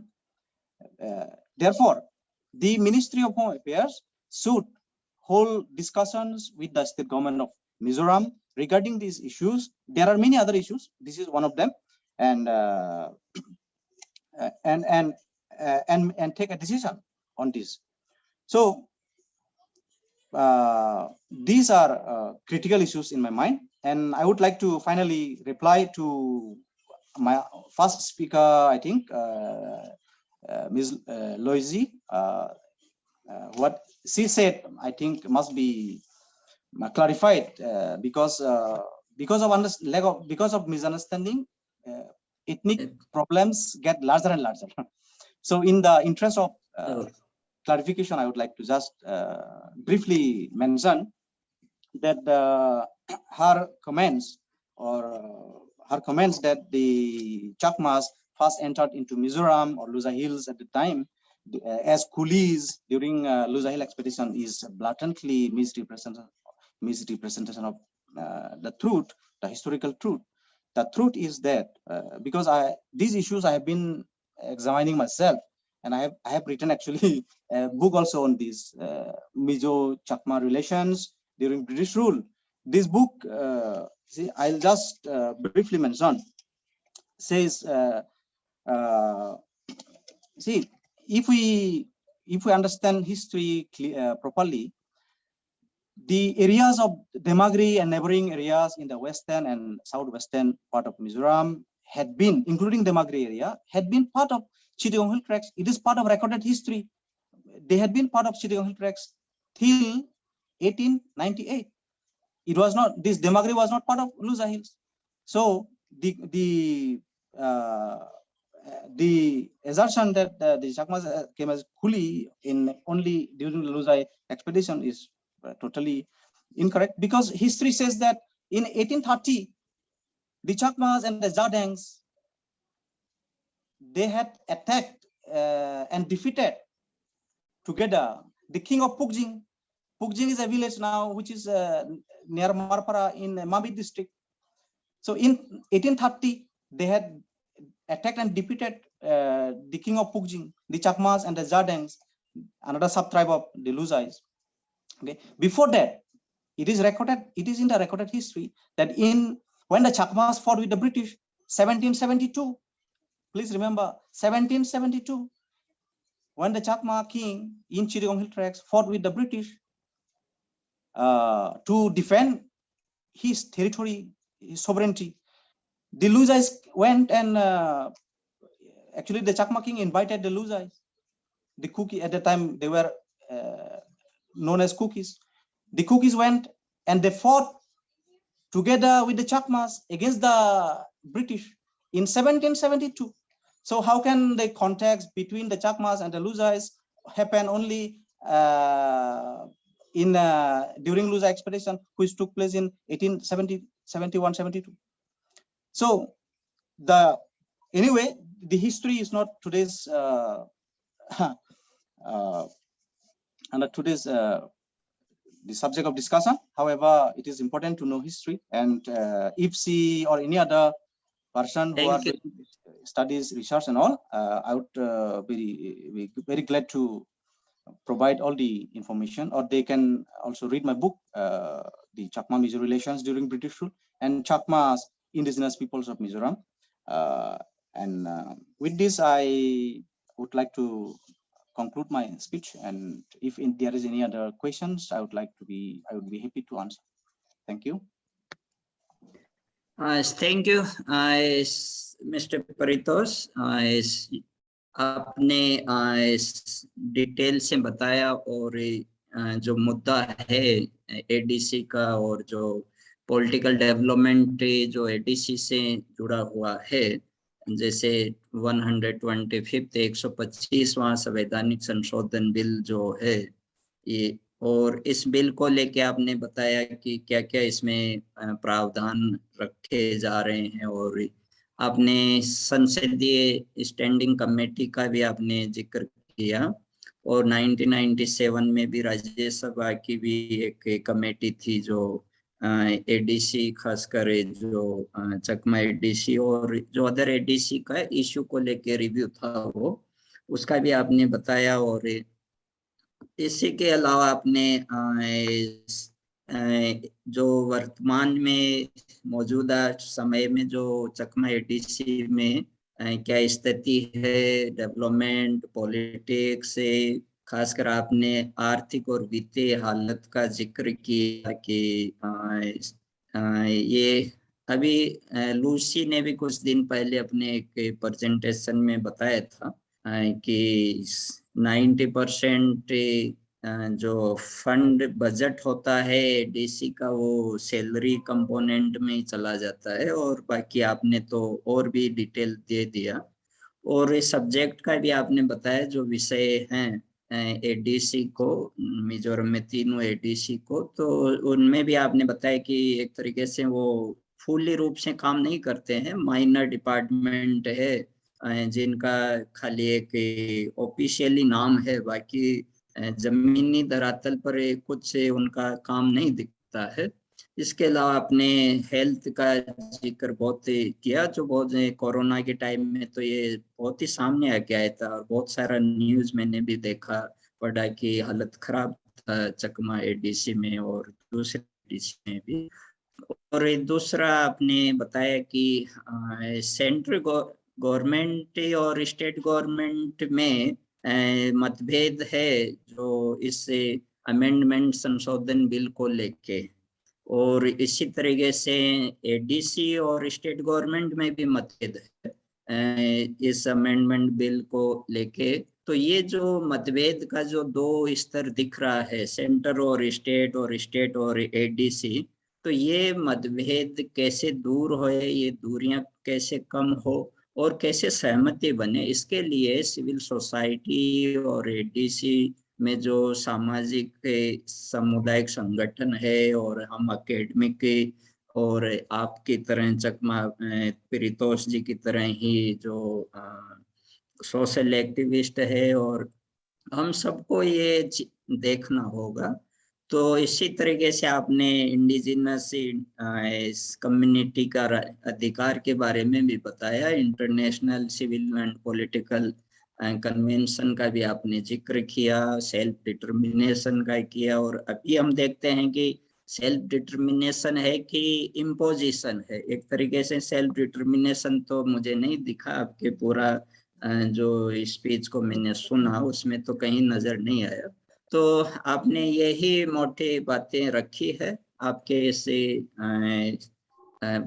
वक्तव्य में। सो धन्यवाद परितोष जी, आपने समय निकाला और हमसे जुड़े और प्रोग्राम को एक तरीके से लाइव रखा और फ्रूटफुल उपयोगी रहा। अब मैं मैडम मिस मीना आपके पास माइक को रखता हूँ, आप आगे का प्रोग्राम को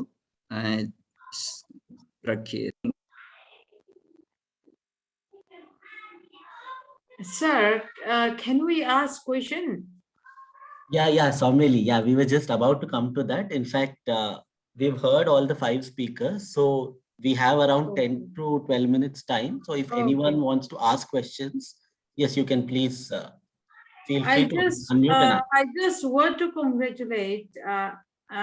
I'm just going to call you, Paritosh, for the wonderful presentation. It was truly enriching. I enjoyed thoroughly throughout. I just want to know your point of view. What do you mean when you talk about self-determination? Okay, this is one question. You mentioned somewhere, you talk about self-determination, right? Yeah, that I want to know what do you mean by that? And the second point, why the Chakma are considered minorities in Mizoram? It's not fair, isn't it? Why? Why? So just the two questions. Okay, thank you.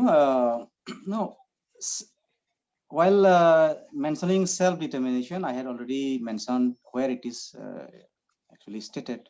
The Article 1 of International Covenant for Civil and Political Rights, as well as International Covenant on Economic, Social, and Cultural Rights, as well as the articles in the United Nations Declaration on the Rights of Indigenous Peoples.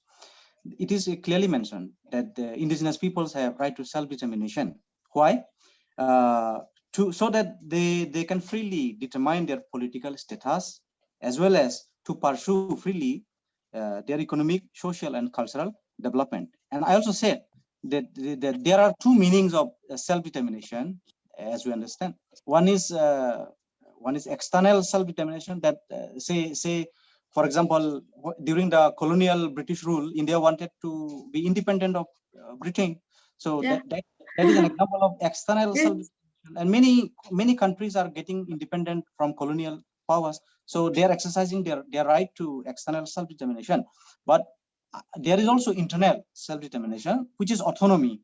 As I mentioned, the 3 autonomous district councils of Mizoram are actually seeking internal self-determination, not external. They are seeking more autonomy, more power to determine their own future, whether it is political or socio-economic development. And that is why, as part of the self-determination or autonomy or self-government, and as we understand in common language, the self-government, they are seeking more money, more funds, because they are, as I said, their condition is in the ICU. They don't have funds to pay salaries. They don't have funds to undertake developmental activities. So without having money to undertake developmental activities, what is the meaning of autonomy? Autonomy means we should have the power, the right to bring development in social sector, in economic sector, and as well as in cultural sector. So that is why the funds are necessary, and that is why this amendment bill, which is pending in the parliament, this must be again re-amended. It should be again amended by incorporating the demands of the 3 ADCs of Mizoram, that separate fund allocation must be there. Otherwise, there is no meaning of self-determination. That is what I meant by self-determination. I mean more autonomy and self-government at the local level. You have not answered my second question. Why Chakmas are considered minorities in India? Why? Why do you think? No, in I just India, want to know your opinion. No, in Just India, don't answer me based on your theoretical understanding. Yes, I really yes, want to know your understanding from a scholar perspective. Why? No, we are minorities because we are less in number. Whether it is religious, see, religion-wise, the Christians are the majority. We are Buddhists, Chakmas mostly. So we are minority in terms of religion, and we are also ethnically we are minority. Ethnic, the Mizos are in terms of number, they are number 1, and Chakmas are in terms of population number 2. So we are minority in Mizoram. Thank you so much for your answer. Thank you so much. Thank you, Madam Sawmveli, and also thank you, Mr. Paritosh, for your kind response.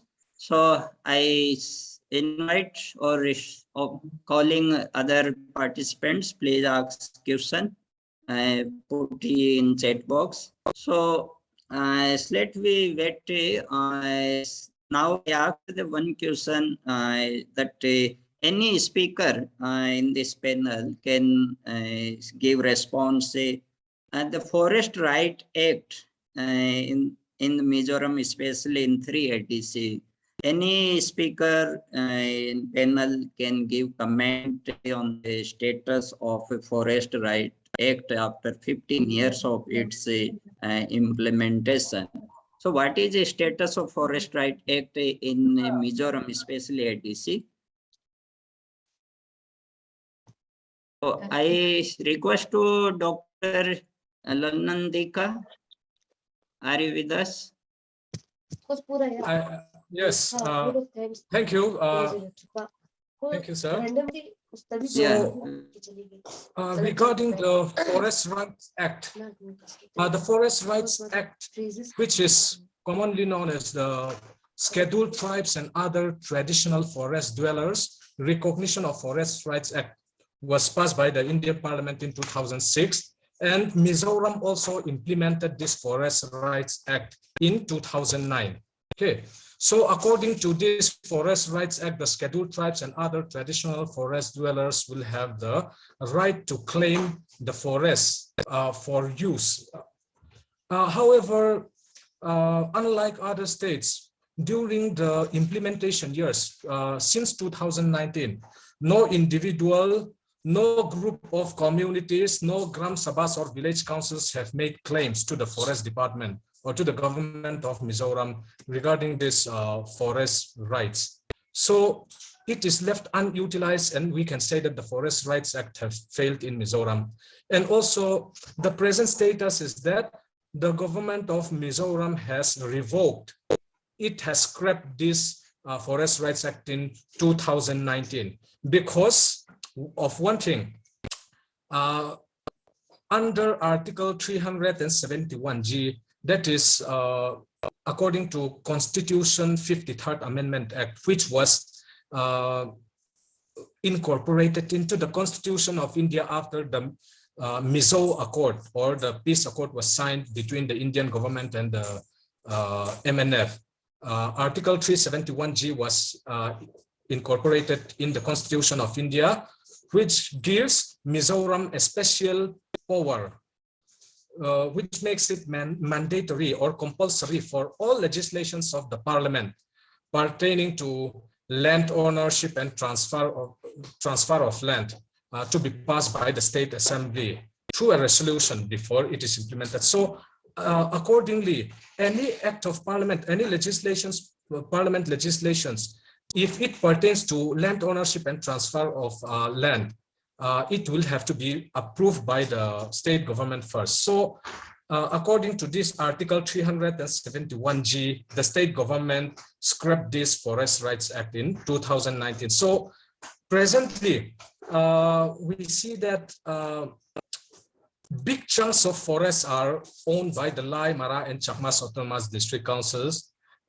We see that according to the 2017 forest report by the Forest Survey of India, 20% of the total 5,641 square kilometers of forest land in Mizoram is unclassed forests, which are in the autonomous district councils also.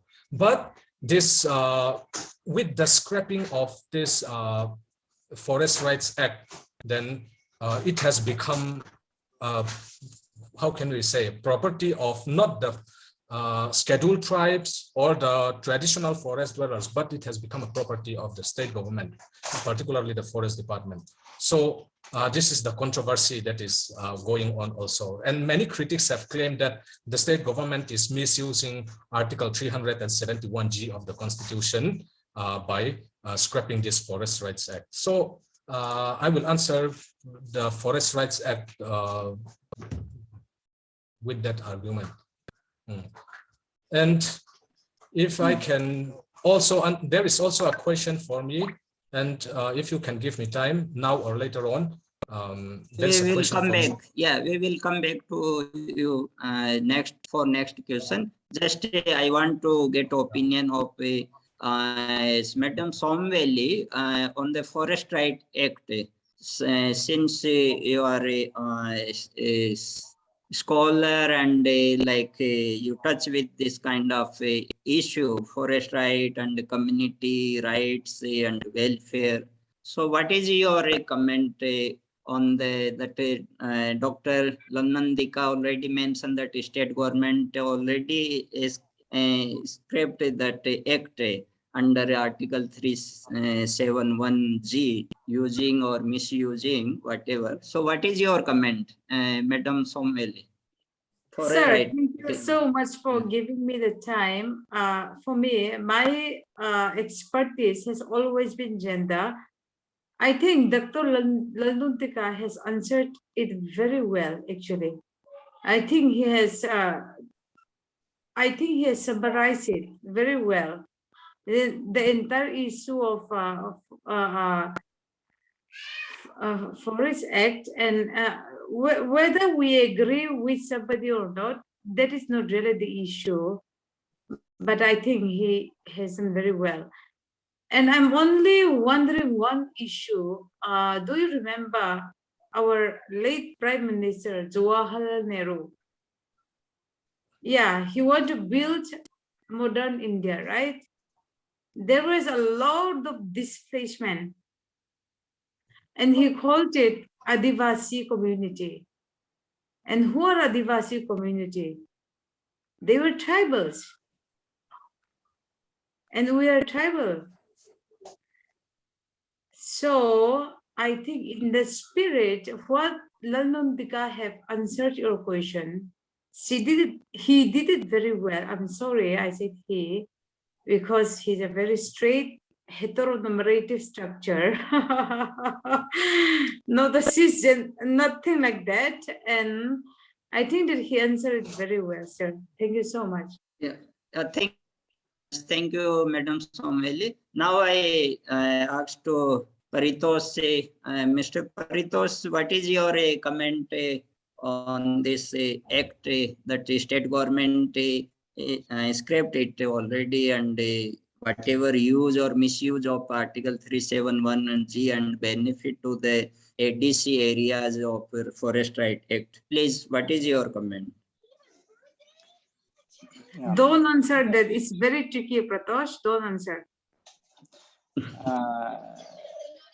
my friend Lalnundika has already rightly answered the question that the government of Mizoram revoked this act in November 2019, saying that this actually not only Mizoram, actually the entire northeastern state, if you know, they have some problems with the Forest Rights Act.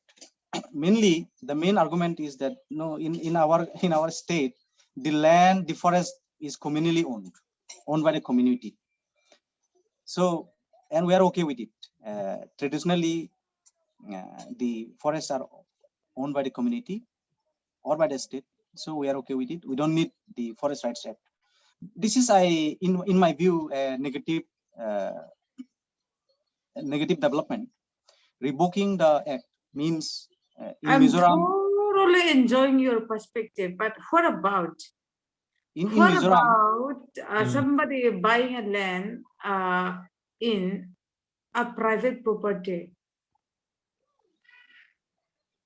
No, Would it be land communally owned? No.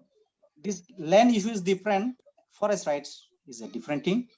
See, the Forest Rights Act says that the tribals living in or dependent on forest and forest resources have the right to live and hold right inside the forest.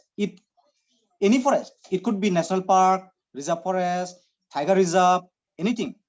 The tribals have the rights to live, to hold, and to access. You see, minor forests produce a very important element. Like we tribals in Mizoram, this bamboo shoot is very popular and very tasty. This cuisine, this is traditionally accessed from the forest. This is a minor forest produce. The tribals have the right to go inside the forest and access minor forest produce as per the I'm so Forest sorry Rights Act. to interrupt. Then let me just mention, after the Green Revolution, all this bamboo shoot, everything that we have always preserved, the tribal, it has always gone. Yes, the taiga. I'm coming to that point. So, okay, because the Forest Rights Act is revoked in Mizoram, it does not apply to Mizoram. Now comes the taiga. In the name of taiga conservation, there is the other side of the coin, that tribals are being evicted, whether by use of force or by enticing them with money from the reserve forest, tiger reserves and all. As we know, Dampa Tiger Reserve, many tribals have been evicted from this one. And in future also, even at present, government of Mizoram is trying to set up or notify a forest as reserve forest. So whether it is national park, any reserve forest or tiger reserve or bird sanctuary or any other sanctuary, the tribals will be displaced, evicted. So then because the Forest Rights Act does not apply to Mizoram, they are outside the scope, outside the protection of this Forest Rights Act. Because the Forest Rights Act also says that the Gram Sabha is the ultimate authority to decide regarding land acquisition and also regarding the resettlement. The consent of the Gram Sabha, in Mizoram's case, it is the Village Council, must be taken before any diversion of forest or any project in the forest is undertaken. So Forest Rights Act is actually all over the country. It is being hailed as a progressive legislation, as a benefactor of the tribals, and everybody is unanimous in the agreement that this Forest Rights Act is actually helping the tribals to protect their land, protect their resources, protect their culture, because the land, the forest and culture of the tribals are interlinked. The hills are being because I have been thoroughly enjoying your talk, just as I've enjoyed all the previous speakers. Paritosh, I'm hoping that I'm pronouncing your name correctly, nah? Right. Yeah, Why yeah, do you Paritosh. think rights are necessary? Why do you think rights are necessary? Why? Why? Why do we fight for it? Why? All of you are political science students speaking, quoting so many of the constitution, which I do not even understand. I come from a small town, having 2 children, screaming outside right now at my bedroom door, and this is Sunday. And I really want to know, why do you think rights are necessary? Why?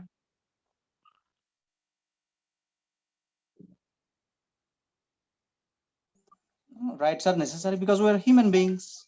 As human beings, we have some inherent rights. Some rights are given by the constitution. Some rights are, more rights are given by the parliament by making laws. This Forest Rights Act, for example, is given by the parliament by making laws. Some rights are inherent. Parliament is giving us, we're entitled to the, we're entitled because the first time I joined this, I came back from HCU. The first time I remember when I joined Tata Institute as a young student, somebody spit on me from the bus, literally spit on me. It fell on my hair. Was and UN Declaration on Human Rights says all human beings are born equal and free. They are equal in their rights and dignity. Human Rights Declaration. Do you think Human Rights Declaration is very European? All human rights for all. That is the concept. All human rights for all. Equality and non-discrimination are the cardinal principle of human rights. No one, all are equal, and the state cannot discriminate against anyone on any ground. So exactly. Human rights are Dr. Suwa. Yeah, thank you to all. Thank you to all, Madam. Yes, Madam Sawmveli, Madam Mr. Paritosh, and Dr. Lalnundika. Thank you.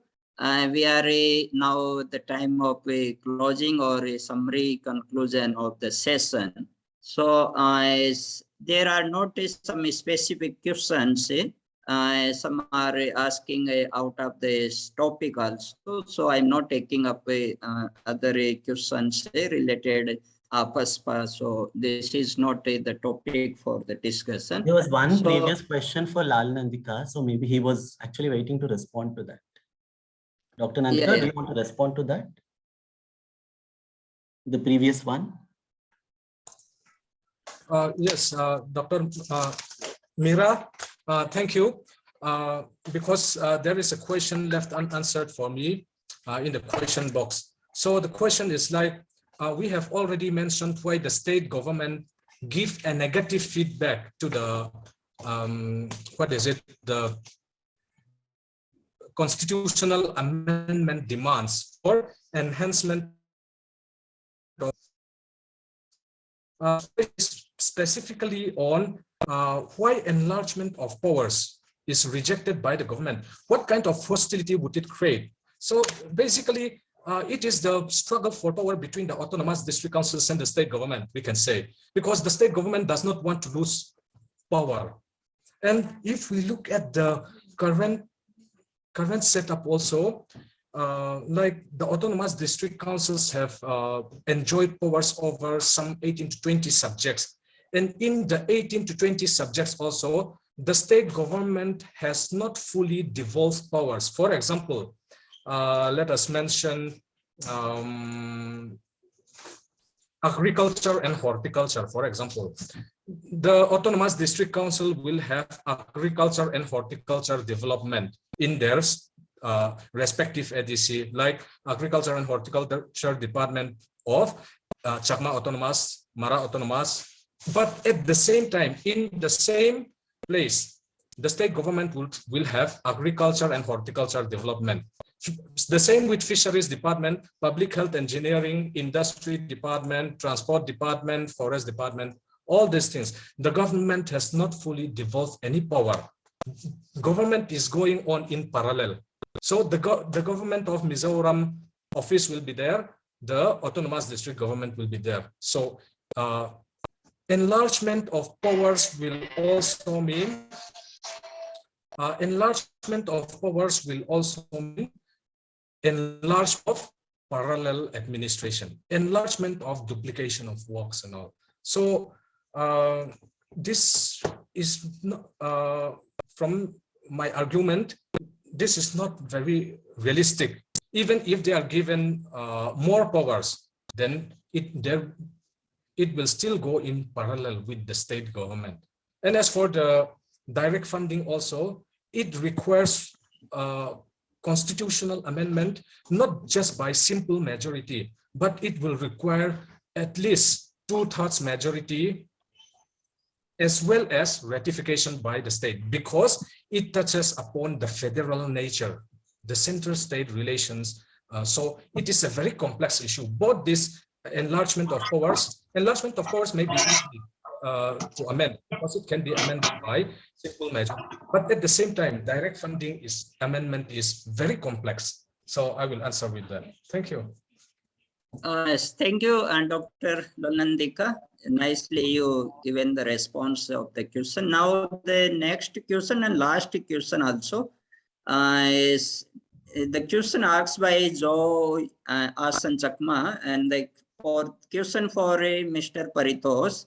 The question is, why do you think with the transfer or allocation of more power to the ADC, there are question of hostility between the state government and the ADC does not arise? So why this kind of like giving more power, more allocation, more transfer power to the ADC? What is it, the question of hostility between the state government and ADC? Why it is arising? Paritosh, a small request before you respond. Mustafa Haji also had a question for you. So Mustafa, if you can please unmute and ask. He's actually an advocate from Ladakh, and they also have some concerns around the 6th schedule issues. So they were in fact waiting to learn from the Ladakh also wants 6th schedule. Yeah, exactly. So Mustafa, can you please unmute and ask? Can you hear me, Mira? Thanks a lot. Yeah. Can you hear me now? Oh yeah. Oh, sorry. So my question basically stems from the previous question which somebody just asked, which was basically as to what is the dichotomy between the Autonomous Hill Development Council in Mizoram and the state government. Because even when Paritosh was talking, he spoke about how there is always an opposition from the state party towards giving direct funding to the Autonomous Hill Development Council.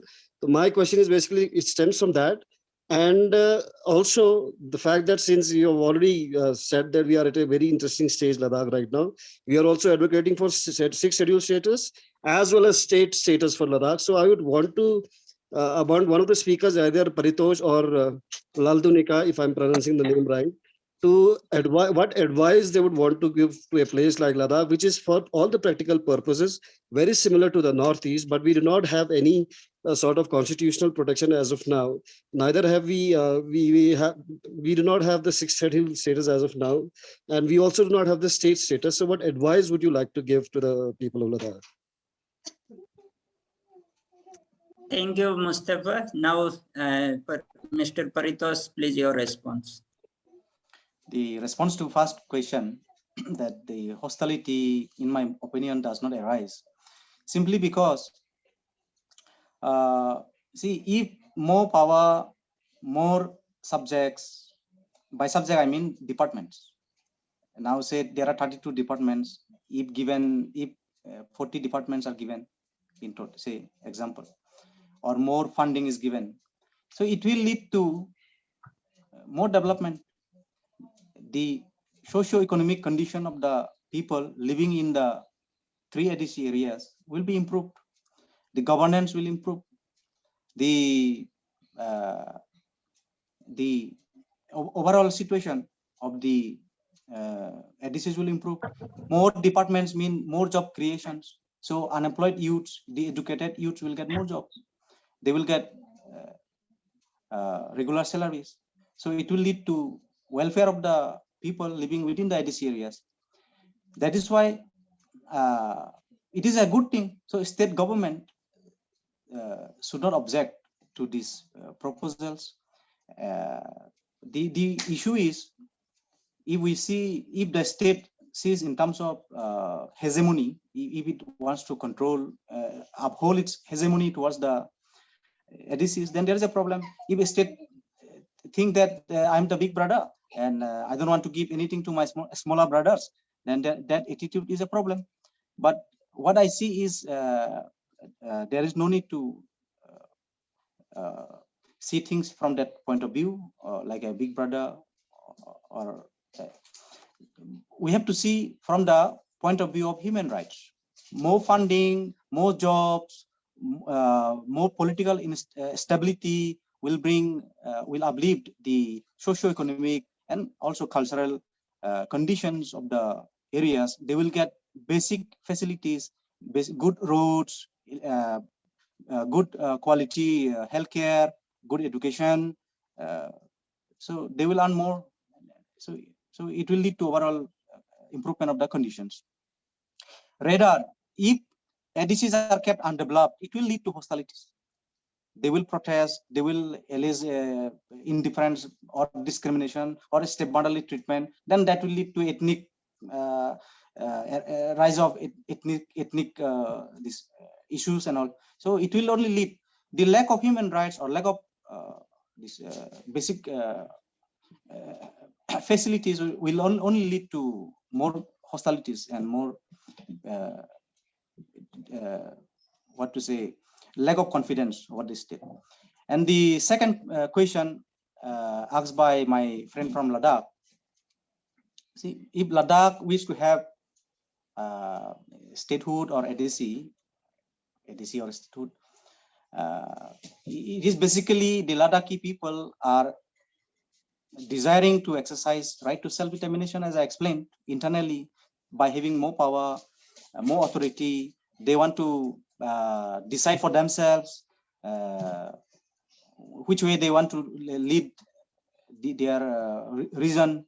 They want to that their region should be developed, get more power in terms of which is political and more funding and all.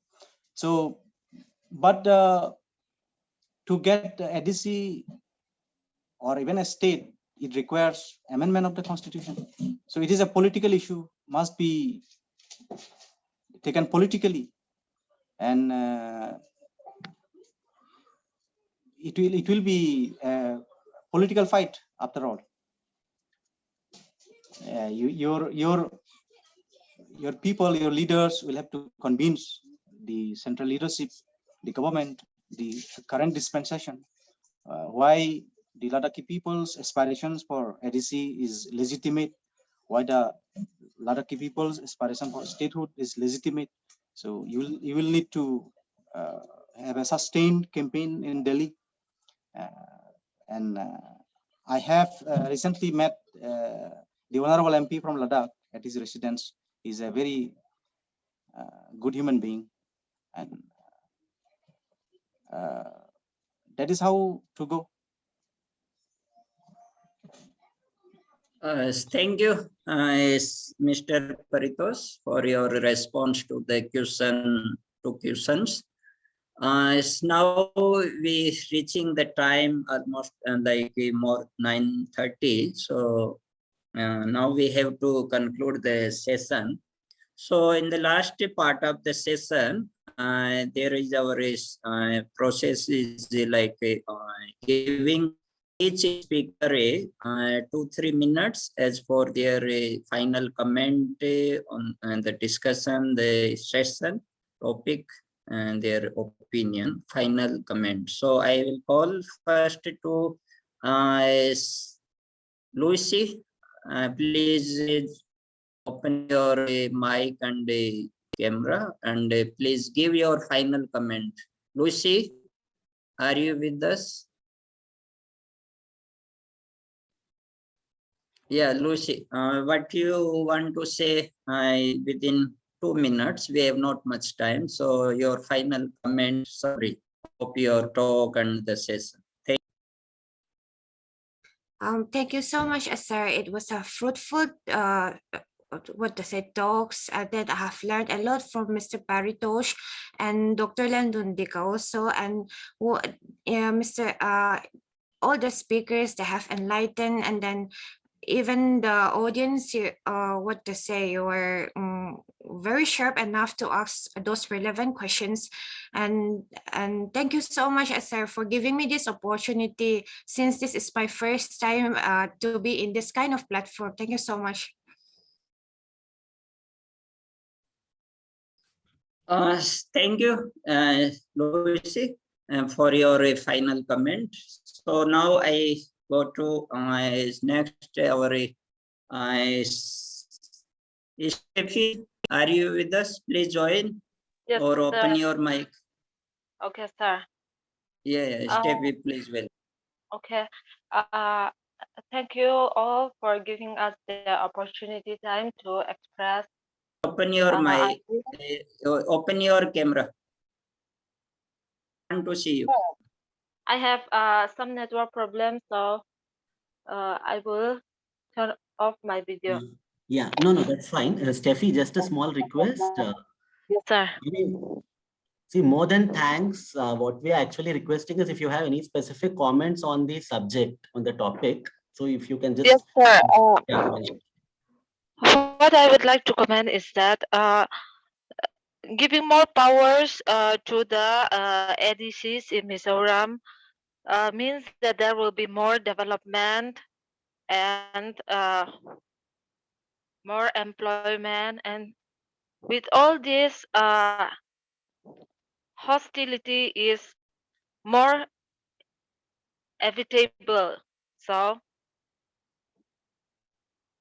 the state government, in order to ratify this bill, I think we need to have an understanding, discussions, deliberations on this matter, and from Maralai and Chakma community also, we have to come together. And lastly, I would like to express my gratitude to Mr. Paritosh Chakma.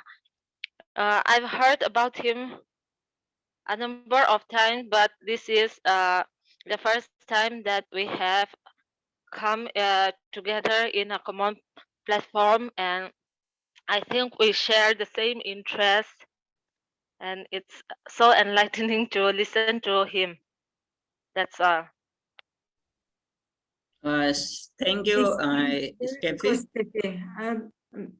Yeah, now, please, madam. Now I come to Dr. Lalnundika for your final comment. What like opinion that you want to say? What the session and any suggestion? Okay, so thank you, Dr. Jangu. And tonight I mentioned, or I bring out 3 key points in the autonomous district councils. The first one is the empowerment of the autonomous district councils, both financially and both in the legislative aspect also. Not just financially, legislative. Legislative, I mean empowerment by giving more subjects to the autonomous district. And when I said financial, separate allocation of funds or direct funding, whichever you want to call.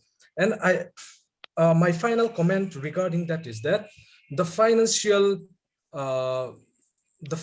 aspect, which is separate allocation of fund or direct funding, even if the state government, the government of Mizoram, give a positive comment on that issue, the constitutional amendment in this respect is very complicated and needs ratification of the states also. So therefore, even if the state gives positive comment, I don't think this will get through anyway. So, however, the legislative aspect, which will empower the autonomous district councils with more subjects, this will require only simple majority. It may be possible. However, even if the autonomous district councils are empowered, it will go parallel with the state government again, the autonomous district councils. The powers will go parallel with the state government again. And our fellow speaker, Paritosh Chakma, has mentioned that 90% of the salary component in the ADCs, 90% of the funding goes as salary component in the ADCs, particularly in the Chakma, but it is also more or less the same with the Lai Autonomous District Council, the Mara Autonomous District Council. Why? Because of populist measures of the political parties. Before every elections, the political parties would promise government jobs. And when they come to power, these people will force the government in power to give them jobs. And so one time, back in 2013-14, when I visited the autonomous district councils, I visited the autonomous district councils offices. There are government employees who do not find place within the office and sit outside the, how do you say, the surroundings under the tree or near the Nehru monument and all. So that is the situation with that. They are pleasing the people by offering government jobs, and there is very little money left for development works. So if we do not change these populist measures, then the development is not going to come. So I would add that. And my second point is regarding the Kaladan multimodal transit transport project. We are looking forward to it. We all want good connectivity in the Northeast. We all want good connectivity, transport connectivity in Mizoram, because we are sick of going by road through the Assam lane, the Silchar lane, and getting blocked again whenever border clashes arise. So once the Kaladan multi-transit transport project is done, then from the Swite port, we can go to the mainland India in just a few hours. It will not take us 2-3 days anymore. Just in a daytime, we will be able to get connected to the Indian mainland. So we are looking forward to it. But at the same time, the project was started over a decade ago, but it cannot be completed. Why? Because people are hungry for compensation. They block the works. So these are major issues also. But at the same time, we also have to be conscious of the environmental and social impacts, the negative or the adverse effects that this development can impose on the people, like noise pollution, soil pollution, the clearing of forests, which will destroy the water sources of the villages and all. All these environmental factors, irrespective of gender, is important for all. So, and the last one is the problem of refugees in the autonomous district councils. The autonomous district councils, particularly the border areas in Mara areas and Lai district councils,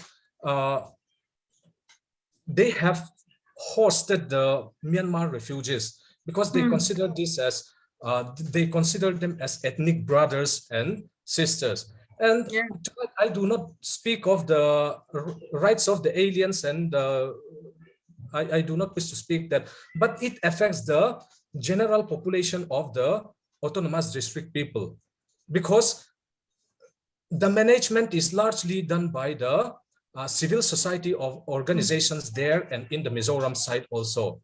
So this is a serious issue that we all need to address, not just the autonomous district councils also, but in the non-autonomous district councils also, like in the non-autonomous district area, like in Champhai area also, majority of the refugees are hosted there. So it is high time that the central government also paid heed to it. And so I would like to add my remarks there. Thank you very much, Dr. Jangu and Dr. Mira from the NAPM for giving me this opportunity. Thank you. Thank you, Dr. Dika, for your final comment. You mentioned, you highlighted 3 issues summarized. Now I come to go to Madam Sawmveli for your final comment.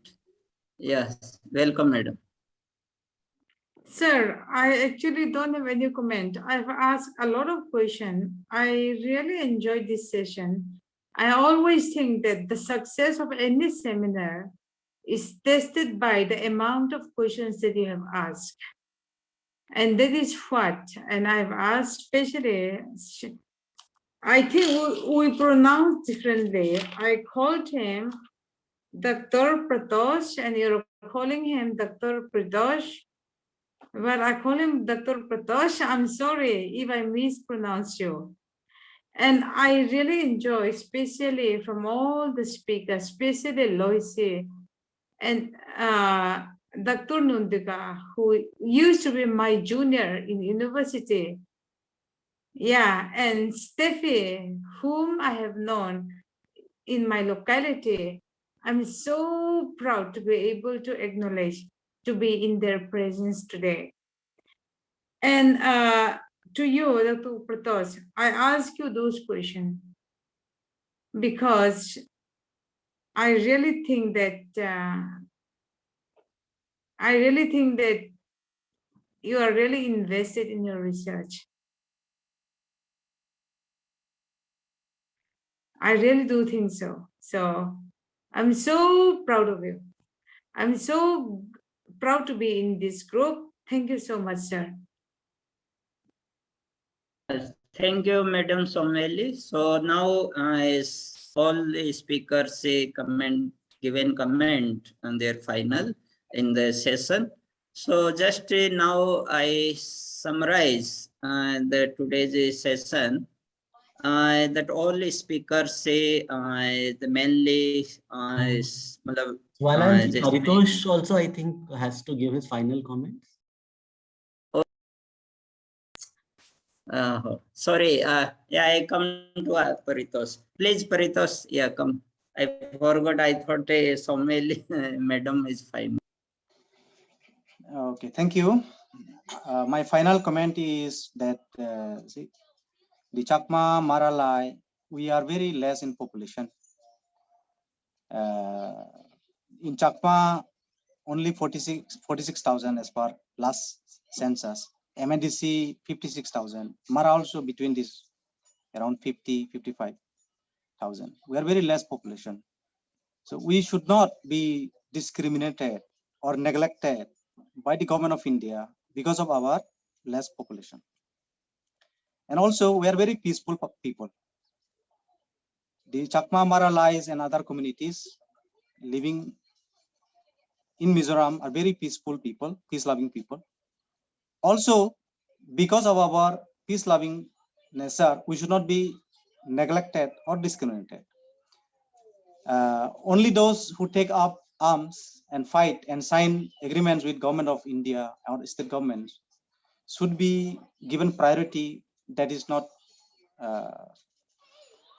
fair to the three ADCs of Mizoram, because we have been peacefully and democratically fighting for rather demanding more power, more funding, and autonomy, more autonomy to uplift ourselves, to uplift the general people. And that is why this bill that is pending in the parliament must be redrafted, and the demands of the three ADCs, Chakma, Maralai, should be incorporated, added in the bill, and then placed in the Rajya Sabha for adoption, for passing.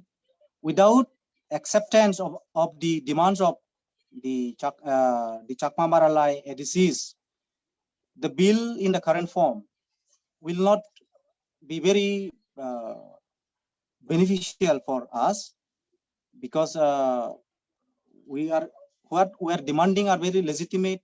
The direct funding, the separate allocation of funds for ADCs, and also transfer of more additional subjects. These are very legitimate. Demanding parity with others is also a legitimate demand. Therefore, only because we are a small communities in terms of number or in terms of area, and we are peace-loving people, only for these grounds, the government of India should not neglect or discriminate against the three ADCs of Mizoram. This is my final point on the subject, and I really thank you, the organizers, the National People Alliance of People's Movement, as well as I thoroughly enjoyed the company of the panelists, the speakers, and it is my privilege to be introduced to you, and also the moderator, the last but not the least, the moderator.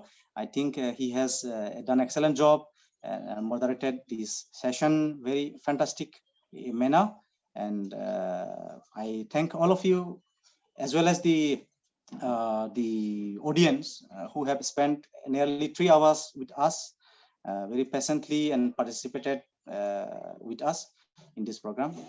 That is why my final comment is that I find this session to be very effective and very successful in my analysis.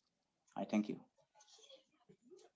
Yes, thank you, Mr. Paritosh, for your final comment. I sorry that I forgot to bring you for your final comment. So now we summarize. So from my side, as a moderator of the tonight's session, so all the 5 panel speakers, they highlighted ADC issues, the functioning, and they related the 125th Constitution Amendment Bill that is pending in Parliament, and the Parliamentary Standing Committee review, also state government response. Also, we also brought in the discussion, especially the panelist like Dr. Lalnundika. He brought that the status of a Kaladan multimodal project and the benefit to the state and the connectivity and also socio-economic impact. Then Steffi, she highlighted that Mara ADC, the Mara ADC, the functioning and the issue she highlighted. And Madam Sawmveli, her kind of interesting questions, especially Mr. Paritosh, but she was again like saying that Paritosh, the pronunciation of his name. Madam, you can pronounce Chakma, it is very easy for you. So now she highlight question asked self-determination rights also, and Mr. Paritosh is rightly respond to Madam Sawmveli question, say right, especially the importance of right, the ethnic community, tribal community, and Miss Loisy, she highlighted that functioning of a Chakma ADC, and also she presented the history of a Chakma ADC, how the Chakma ADC formulated, and the Chakma community also the history she present and given the link. But we know that history is in Northeast, especially, and no one can say that my point of view of the history is correct. The sociology, history, and the polity of the Northeast is very complicated, and there is no one like a scholar that claim that my point of view right. So that way, and we also discussed the Forest Right Act also, and very unfortunately that Mizoram like state is one of like dense forest is #1 like position in India, forest cover, and now the state is already scrapped the Forest Right Act, and this is against the state identity. The state is known for forest, hill, greenery, and like this is people are surprised that how the state government is scrapping the act, not giving importance to the act. And act is not only for like a forest conservation, but also the tribal right. Like Mr. Paritosh Chakma, he mentioned that forest resources, that minor resources where the people are depending on the resources, their livelihood also. But the state government, whatever use or misuse of Article 371, that is under G, the power given, that is also issue. So many issues we'll discuss in this session. Autonomy, development issue, really we came to know about the autonomy and functioning of ADC. But one issue we forgot to include in the session, that is a role of the governor. The governor is a guardian of the ADC. After the Parliament Act, any like ADC related power is in the governor. So governor role is really we see nowadays the matter of discussion also, and many governors are used to sleep in Raj Bhavan also. They don't go out and they do not stay care. They do not monitor. They do not call the meeting of a ADC like committee also. So these issues hopefully we will cover in the next time. So from my side only this, and I'm thankful to all my speakers in the panel. Once again, all five is Miss Steffi, Miss Loisy, Dr. Lalnundika Hnamte, Mr. Paritosh Chakma, and Madam Sawmveli, all panel speakers. Thank you so much, and also the participants for your joining with us since last 3 hours almost, and your questions also. And that's all the session. I think we successfully brought to the conclusion and ending. So thank you to all. And now I mic hand over to Miss Meena, please, for your part in the end.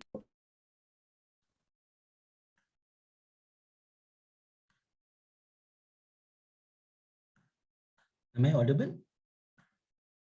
Sorry. Thank you, Dr. Suwalal. I think it has really been a very engaging session with lots of diverse views, questions from both the audience and also some of the co-panelists. So thanks all of you, to you to begin with, for conducting and moderating this session, and also for the brief Hindi summaries, which I think definitely helped some of our other audience, both in the Zoom and who are watching on Facebook. Thanks, of course, to all our panelists who brought in very important perspectives on questions of autonomy, on governance, on constitutional provisions, center-state relations, relations between the state and the ADCs, the specific concerns of the 3 ADCs, and aspects such as FRA. So thanks to all of you. We are, I think it's almost 3 hours. So thanks for engaging throughout. The audience also has been very engaging in this session, and thanks to all of them as well. We will see you all next week. We've concluded 2 states, Mizoram and Meghalaya. So we will hopefully move on to Tripura next week, which has 1 ADC basically, but there are lots of issues with the ethnic groups and the struggles that they are facing, especially with increasing right-wing infiltration in the state. The kinds of challenges that Tripura is facing is also very, very important to note. And I think it's also very educative for all of us from outside the Northeast to also understand many of the nuances that all of you are bringing in, and hope we can build our understanding and solidarities even further. So Zindabad to all of you, and thanks for engaging and being part of the session. Good night.